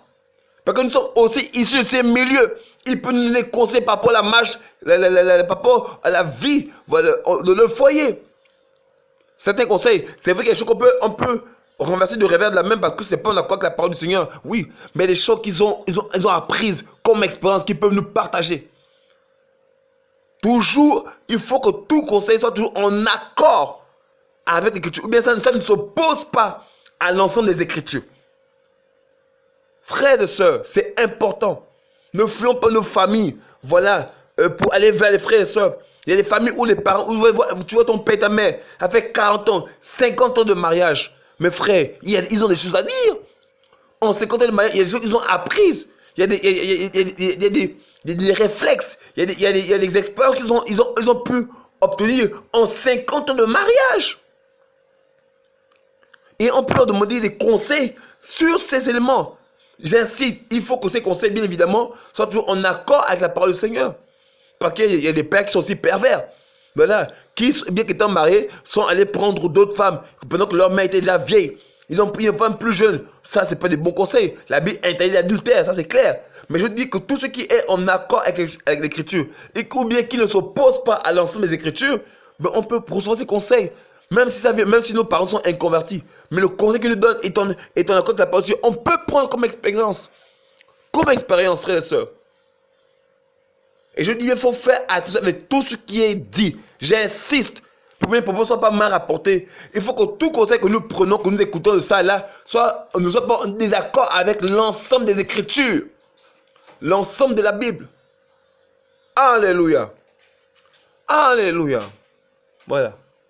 Vous voyez un peu, frères et sœurs? Donc, c'est vraiment ça, frères et sœurs. Donc, on voit que tout conseil qu'on nous donne, on doit toujours s'arranger à savoir que si tel conseil est en accord avec l'Écriture, voilà, ou pas. Voilà. Mais on peut recevoir surtout nos parents, d'où nous sommes issus. Nous faisons, par exemple, nos mères, nos pères qui peuvent apprendre à cuisiner. Je ne dis pas que c'est mauvais si un frère dans le Seigneur t'enseigne, mais il est tout à fait normal que ton père ou ta mère te donne des conseils et te donne des instructions comment tenir un foyer. Après, tu fais la part des choses en prenant ce que la Bible te dit et tu rejettes ce qui n'est pas du Seigneur. Mais quand tu vois un couple faire quand même 50 ans de mariage, il y a des raisons de se demander qu'est-ce qui a fait que mon père ou ma mère demeurent toujours ensemble jusqu'à cet âge-là. Or, je dis, quand tu vois les plupart des mariages chrétiens, le nombre de divorces dans le Seigneur enfin, pas le divorce dans le Seigneur parce que le divorce n'existe pas dans le Seigneur. Voilà, il n'y a pas de divorce en Christ, en Mashiach. Il n'y a pas de divorce. Mais si on observe un peu les statistiques, voilà, le nombre de divorces dans le milieu chrétien est énorme. Par exemple, j'ai là devant moi un site qui essaie d'évaluer, en fait, donner un chiffre, un pourcentage de divorce en milieu chrétien. On dit, par exemple, la catégorie chrétienne comprenait de personnes qui professent un système de croyance, mais ne vivent pas un style de vie engagé. Cependant, pour ceux qui étaient actifs dans leur église, le taux de divorce était de 27 à 50%, inférieur que pour les non-croyants. Les chrétiens nominaux, ceux qui se disent simplement chrétiens, mais qui s'engagent pas activement dans la foi, représentent 20%, ensuite au susceptible de la population générale de divorcer. Vous voyez un peu, c'est quand même assez énorme. Si on dit que, pour ça, je ne sais pas si c'est sur quoi ils sont basés pour faire cette étude, mais ils disent quand même que ça varie entre 27 et 50%, et c'est énorme. Ça veut dire que beaucoup de gens divorcent en milieu chrétien. Vous voyez un peu, frères et sœurs, beaucoup de gens divorcent en milieu chrétien. Or, le divorce, en fait, n'est pas une pensée du Seigneur. Le divorce n'est pas possible en Mashiach. Voilà. Ça, il faut que je sois clair. Il n'y a pas de divorce en Mashiach, c'est pour la vie. Et si tu divorces et tu épouses une autre femme, tu es dans l'adultère. Il faut te repentir. Voilà. Donc, vous voyez bien qu'effectivement, avec l'expérience, quand on voit nos parents qui ont autant d'années d'expérience, on peut demander, mais comment font-ils pour rester toujours ensemble? Et on peut se rapprocher d'eux pour avoir des conseils. Alléluia. Voilà, frères et sœurs. Donc, on a pris le cas de l'homme, mais on voit que le Seigneur parle aussi d'une manière ou d'une autre par d'autres créatures. En parlant des anges. Le Seigneur parle par les anges. Dans l'ensemble des Écritures, on voit que le Seigneur, de fois, il mandate des anges pour donner des rouleaux, des messages. C'est le cas de l'ange Gabriel qui a visité Daniel. Regardez. Prenons Daniel chapitre 9. Daniel chapitre 9 à partir du verset 20. Je parlais encore, je priais et je confessais mon péché et le péché de mon peuple d'Israël. Je présentais ma supplication à Adonai, mon Elohim, en faveur de la sainte montagne de mon Elohim. Je parlais encore en prière quand l'homme Gabriel, que j'avais vu auparavant dans une vision, étant épuisé de fatigue, s'approchait de moi au temps de l'offrande du soir, et me fit comprendre et parla avec moi et dit, Daniel, je suis venu maintenant pour que tu prospères en discernement. La parole est sortie dès le commencement de tes supplications, et je suis venu pour te la déclarer.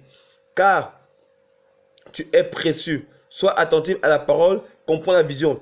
70 semaines ont été déterminées sur ton peuple et sur la ville de ton sanctuaire, pour abolir la transgression et mettre fin au péché, pour faire la propitiation pour l'iniquité, pour faire venir la justice et l'éternel, pour sceller la vision et le prophète, et pour oindre le saint des saints.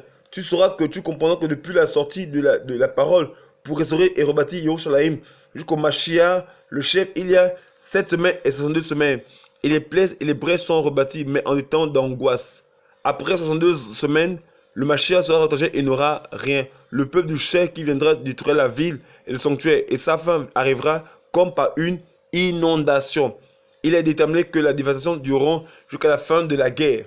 Donc on voit ici que l'ange Gabriel est un être céleste qui habite à la demeure céleste, a été envoyé pour amener un message aux êtres humains.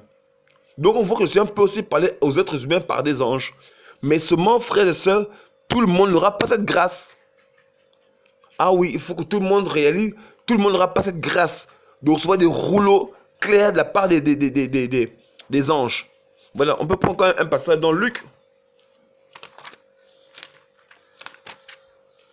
Regardons. Luc chapitre 1, à partir du verset 8. Luc chapitre 1, à partir du verset 8. Or, il arrivait que comme il exerçait la prêtrise devant Elohim, selon l'ordre de sa classe, il fut désigné par le sort, selon la coutume de la prêtrise, pour entrer dans le temple du Seigneur et brûler l'encens. Mais toute la multitude du peuple était dehors en prière à l'heure de l'encens. Et l'ange du Seigneur lui apparut, se tenant debout à droite de l'autel de l'encens. Et Zacharia fut troublé en le voyant, et la crainte tomba sur lui. Mais l'ange lui dit, Zacharia, n'aie pas peur, car ta supplication a été entendue. Et ta femme Elisheba t'enfantera un fils, et tu lui appelleras du nom de Yohanan. Et il sera pour toi le sujet d'une grande joie et d'allégresse, et beaucoup se réjouiront de sa naissance. Il sera grand devant le Seigneur, et ne boira jamais de vin ni de boisson forte. Il sera rempli du Saint esprit dès le vent de sa mère. Il ramènera beaucoup de fils d'Israël au Seigneur, leur Elohim. Car il marchera devant avec l'esprit et la puissance d'Élia pour amener les cœurs des pères vers les enfants et les rebelles à la sagesse des justes, afin de préparer un peuple bien équipé pour le Seigneur. Donc on voit qu'effectivement qu'un ange ici, voilà, a parlé à Zacharia. Vous voyez un peu, il a donné en fait une parole que sa femme devait tomber enceinte. Et l'enfant qui sortirait serait appelé du nom de Yoranan. Et ça, c'est littéralement accompli. Vous voyez, par exemple, prenons un autre passage. Acte chapitre 27.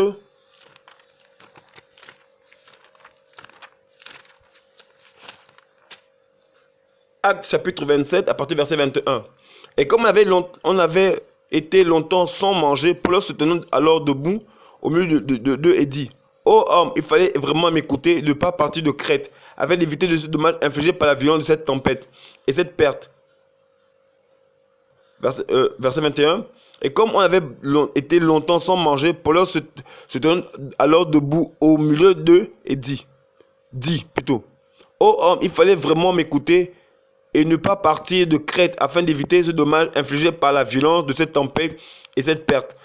Maintenant même, je vous exhorte à prendre courage, car il n'y aura perte d'aucune âme parmi vous, mais du navire seulement. Car un ange d'Élohim à qui je suis et que je sais s'est présenté à moi cette nuit, disant: Paulos, n'aie pas peur, il faut que tu comparaisses devant César. Et voici, Élohim t'a donné gracieusement tous ceux qui naviguent avec toi. C'est pourquoi, homme, prenez courage, car je crois Elohim. La chose arrivera comme elle m'a été dite. Vous voyez, non? On voit que dans tous les histoires de la Bible, il y a toujours des anges, selon la volonté du Seigneur, qui visitaient les gens. Il leur donnait des rouleaux, des choses, il leur donnait des directives de la part du Seigneur. Voilà. Donc, on voit que le Seigneur peut parler par des anges. Mes frères, faites attention. Tous les anges ne viennent pas du Seigneur. Parce que si un ange vous dit une chose qui est en désaccord avec la parole du Seigneur, c'est un démon. Par exemple, j'ai une vision où en fait, je sais que c'était un démon qui me parlait. Et il me dit, il faut que tu enfantes un nouveau sauveur du monde. Je me suis levé, en fait, j'étais juste allongé. J'ai juste ouvert les yeux, je me dis que Satan a été vaincu à la croix. Il y a qu'un seul sauveur, Yeshua Mashiach. J'ai fermé les yeux, j'ai dormi. Or, si tu n'es pas fermé, tu vas te dire: ah, donc je dois enfanter un nouveau sauveur du monde. Mais c'est faux. C'est un démon qui parle. Voilà. Et Paul le dit même dans Galates. Galates chapitre 1. Galates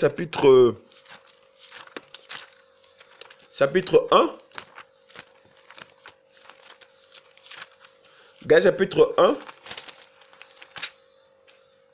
Verset 6. Je m'attends que vous vous détourniez si rapidement de ceux qui vous a appelé par la grâce du Mashiach pour un autre évangile. Non qu'il y ait un autre, mais il y a des gens qui vous troublent, qui veulent renverser l'évangile du Mashiach. Mais si nous-mêmes ou un ange du ciel vous prêche un autre évangile que celui que nous avons prêché, qu'il soit anathème. Comme nous l'avons déjà dit, je le dis encore maintenant, si quelqu'un vous prêche un autre évangile que celui que vous avez reçu, qu'il soit anathémique, même un ange. C'est-à-dire que si un ange vous annonce un message différent, qu'il soit maudit. Vous voyez, non, si un ange vous donne un message différent, ce que les apôtres ont laissé comme témoin à travers l'écriture, tu comprends que c'est un démon. Alléluia. Donc même les anges rapportent des choses fidèlement à ce que l'Esprit du Seigneur nous a laissé. Donc le Saint-Esprit, le Seigneur, ne peut pas donner d'autres messages qui s'opposent à ce qu'il avait donné aux apôtres. Alléluia. Vous voyez, non? C'est un ange du ciel. Voilà, je reprends verset 7. Non qu'il y ait un autre, mais il y a des gens qui vous trouvent et qui veulent renverser l'évangile Mashiach. Mais si nous-mêmes ou un ange du ciel, pas qu'on peut t'influencer que non, il y a un ange, oui. Mais si cet ange te dit des choses qui sont contraires à l'écriture, c'est un démon. Parce que et les anges, et le Saint-Esprit, et le Seigneur sont un avec la parole qu'ils ont donnée aux humains. Regardez, je vais prendre un passage. Prenons 1 Pierre. 1 Pierre, chapitre 1. À partir du verset 10. C'est au Dieu de ce salut que les prophètes qui ont prophétisé de la grâce qui est en vous ont investigué et recherché. Sachant pour quel temps et quelles circonstances indiquait l'esprit du Mashiach, qui était en eux et qui affirmait l'avance des souffrances du Mashiach et les gloires dont elles seraient sauvées. Il leur fut révélé que ce n'était pas pour eux-mêmes, mais pour nous, qui administraient ces choses, qui maintenant vous ont été annoncées par le moyen de ceux qui vous ont prêché l'évangile par le Saint-Esprit, envoyé du ciel, et dans lequel les anges désirent regarder avec la tête penchée en avant. Donc les anges veulent regarder dans l'évangile. Donc eux aussi contemplent l'arrêté de l'évangile. Or, si un ange te dit une chose qui est contraire à l'écriture, c'est un démon. Il faut le chasser au nom de Yeshua Mashiach. Alléluia. Donc, vous voyez que c'est même pas les anges. Mais cette grâce, tout le monde ne l'aura pas. Donc, ça ne sert à rien de chercher à prier pour les anges. Frère, j'étais plus jeune, je voulais voir les anges. Mais je ne l'ai pas vu. Mais on s'en tient à cela. Alléluia. On voit que même à travers l'écriture, je ne sais pas même pas les animaux. On a vu qu'il a repris, par exemple, le prophète Balaam par un ânesse. Par une ânesse plutôt. Regardons, prenons rapidement ce passage-là. Nombre.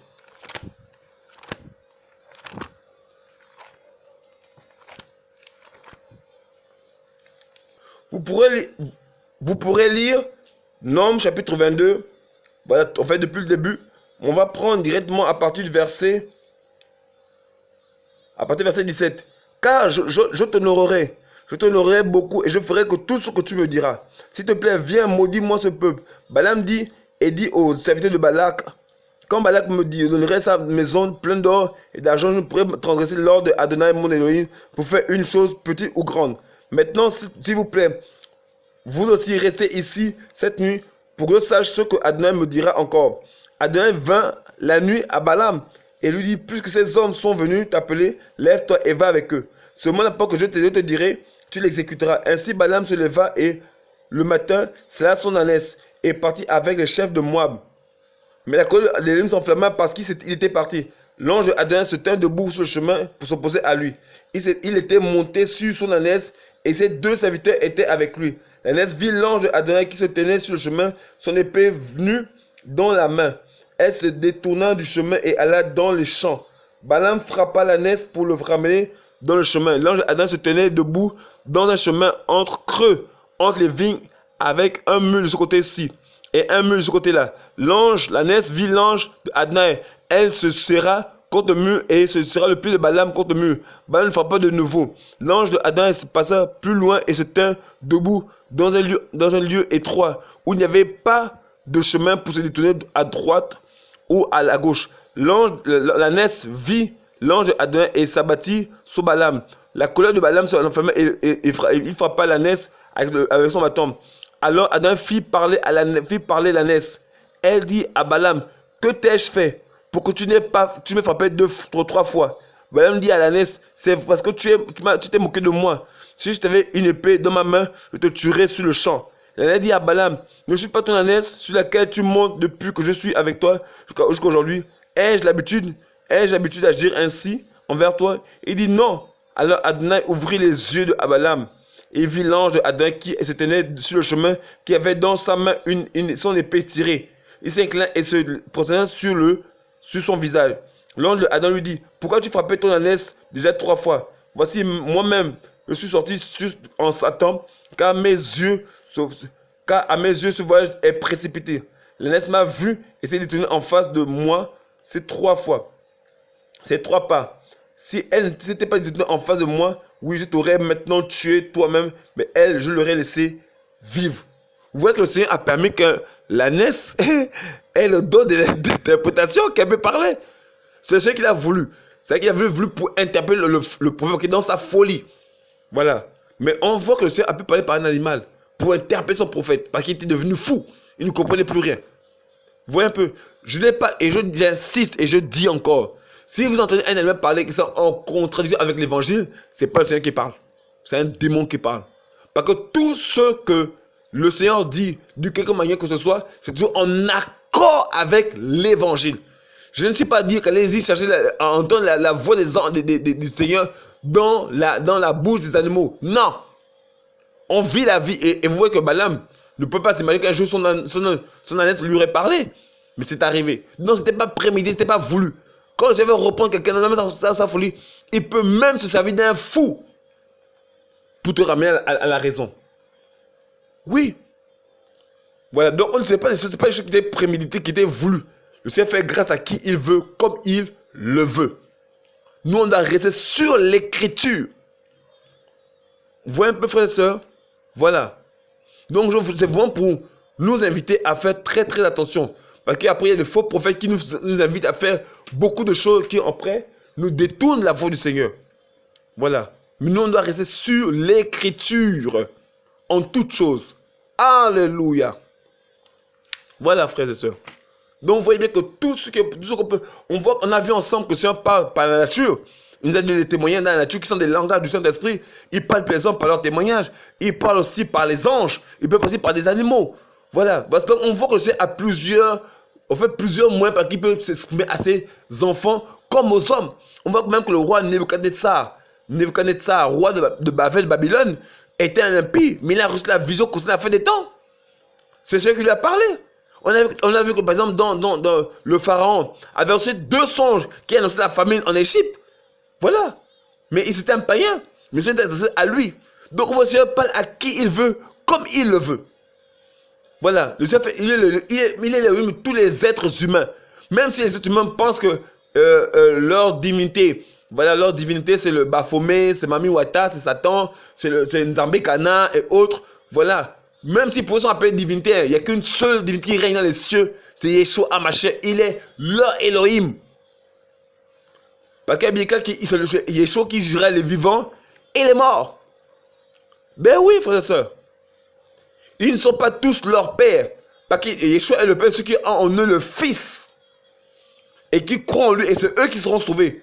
Mais cependant, il est le de tous les êtres humains. Voilà, et en tant qu'Élohim de tous les êtres humains, c'est lui qui va juger tous les êtres humains. C'est lui qui va dans le lac de feu et de soufre pour l'éternité.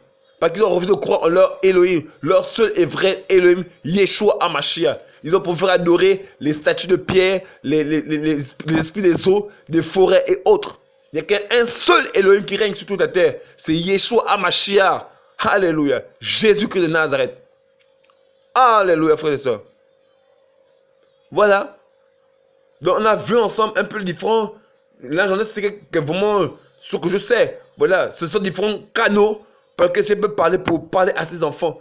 D'une quelque manière que ce soit. Mais j'insiste et je répète.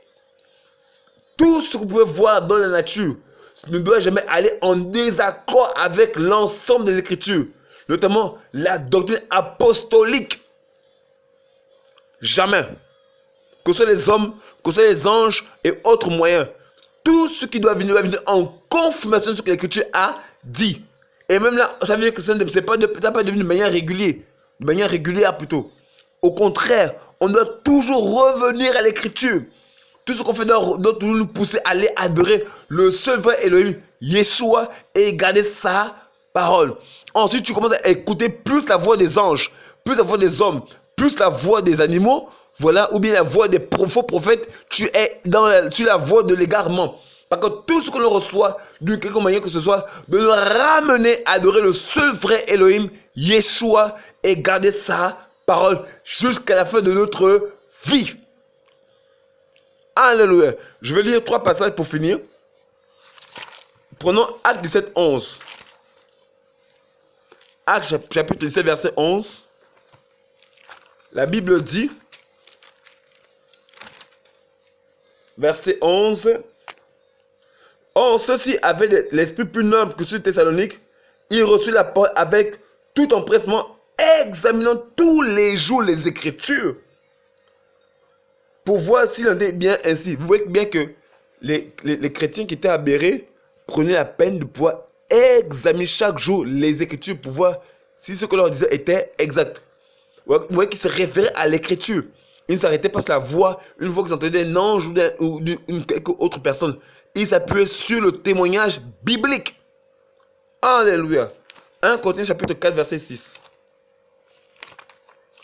1 Corinthiens chapitre 4 verset 6. La Bible dit, Mais c'est à cause de vous, frères, que j'ai tourné figurement ces choses sur moi et sur Apollos, afin qu'en nous, vous appreniez à ne pas penser au-delà de ce qui est écrit, de peur qu'individuellement, vous en faites en faveur de l'un contre l'autre. Donc, Paul dit de parler au-delà de ce qui est écrit. Donc, on reste sur ce qui est écrit. N'allons jamais dans le silence de la Bible, où la Bible ne s'est pas exprimée. Restons bibliques. Alléluia. Voilà, il faut rester biblique sur ce qui est écrit. N'allez jamais sur les choses spirituelles. Non, on doit rester sur ce qui est écrit. N'allez pas au-delà des Écritures. Je prends le même passage dans la Bible, du second. Voilà. Comme vous savez, on prend toujours plusieurs versions pour pouvoir lire dans différentes traductions. Le même passage de 1 Corinthiens chapitre 4, verset 6. La Bible dit dans 1 Corinthiens chapitre 4, verset 6. C'est à cause de vous, frères, que je fais de ces choses une application à ma personne et à celle d'Apollos, afin que vous appreniez en notre personne à ne pas aller au-delà de ce qui est écrit. À ne pas aller au-delà de ce qui est écrit. Je reprends. Afin que vous appreniez en notre personne à ne pas aller au-delà de ce qui est écrit. N'allons pas au-delà de ce qui est écrit. Alléluia. Je prends un autre passage dans Hébreux chapitre 1, verset 1.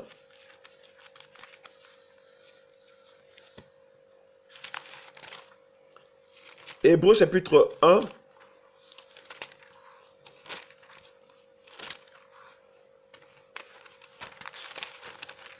La Bible dit, dans Hébreux chapitre 1, verset 1 à 3.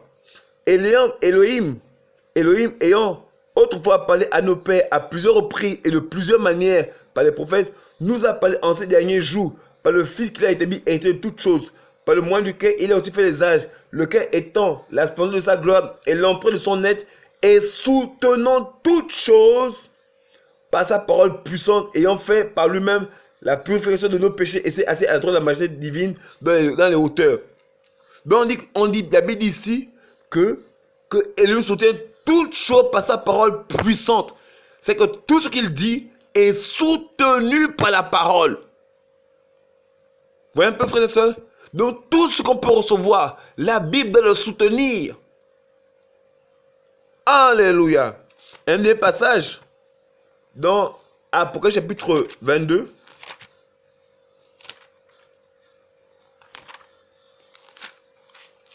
Chapitre 22, les versets 18 à 19. La Bible dit, car je rends témoignage à quiconque entend les paroles de la prophétie de ce livre, si quelqu'un y ajoute quelque chose, et lui ajoutera les flots écrits dans ce livre. Si quelqu'un retranche quelque chose des paroles du livre de cette prophétie, et lui retranchera sa part du livre de vie, de la cité sainte et des choses qui sont écrites dans ce livre. Donc la Bible dit, n'ajoutez rien, ne retranchez rien. Vous voyez un peu, frères et sœurs? Voici ce que la Bible dit. On n'ajoute rien, on ne retranche rien. Voici 4 passages que j'ai voulu prendre pour clôturer cette petite série d'enseignements sur le langage du Saint-Esprit, pour dire que en toute chose, nous devons rester bibliques sur ce qui est écrit. Et ce qu'on doit avoir comme fondement, c'est la doctrine apostolique. Éphésiens 2:20 dit, vous avez été édifiés sur le fondement des apôtres et des prophètes, et Yeshua étant la pierre angulaire. Donc ce qu'on doit avoir comme élément de doctrine, c'est l'enseignement apostolique. Les écrits des apôtres, c'est eux qui éclairent sur tous les livres de l'ancienne alliance. C'est grâce à eux qu'on peut mieux comprendre la portion et grâce au Saint-Esprit. Alléluia. Voilà, frères et sœurs, voici comment s'achève notre petite série d'enseignements sur le langage du Saint-Esprit. Voilà, je vous donne rendez-vous pour la prochaine fois sur un nouvel enseignement sur la parole du Seigneur. Et je crois que le Seigneur vous fait du bien, je le pense. Voilà, et soyez bénis, soyez encouragés par la grâce du Seigneur. Alléluia.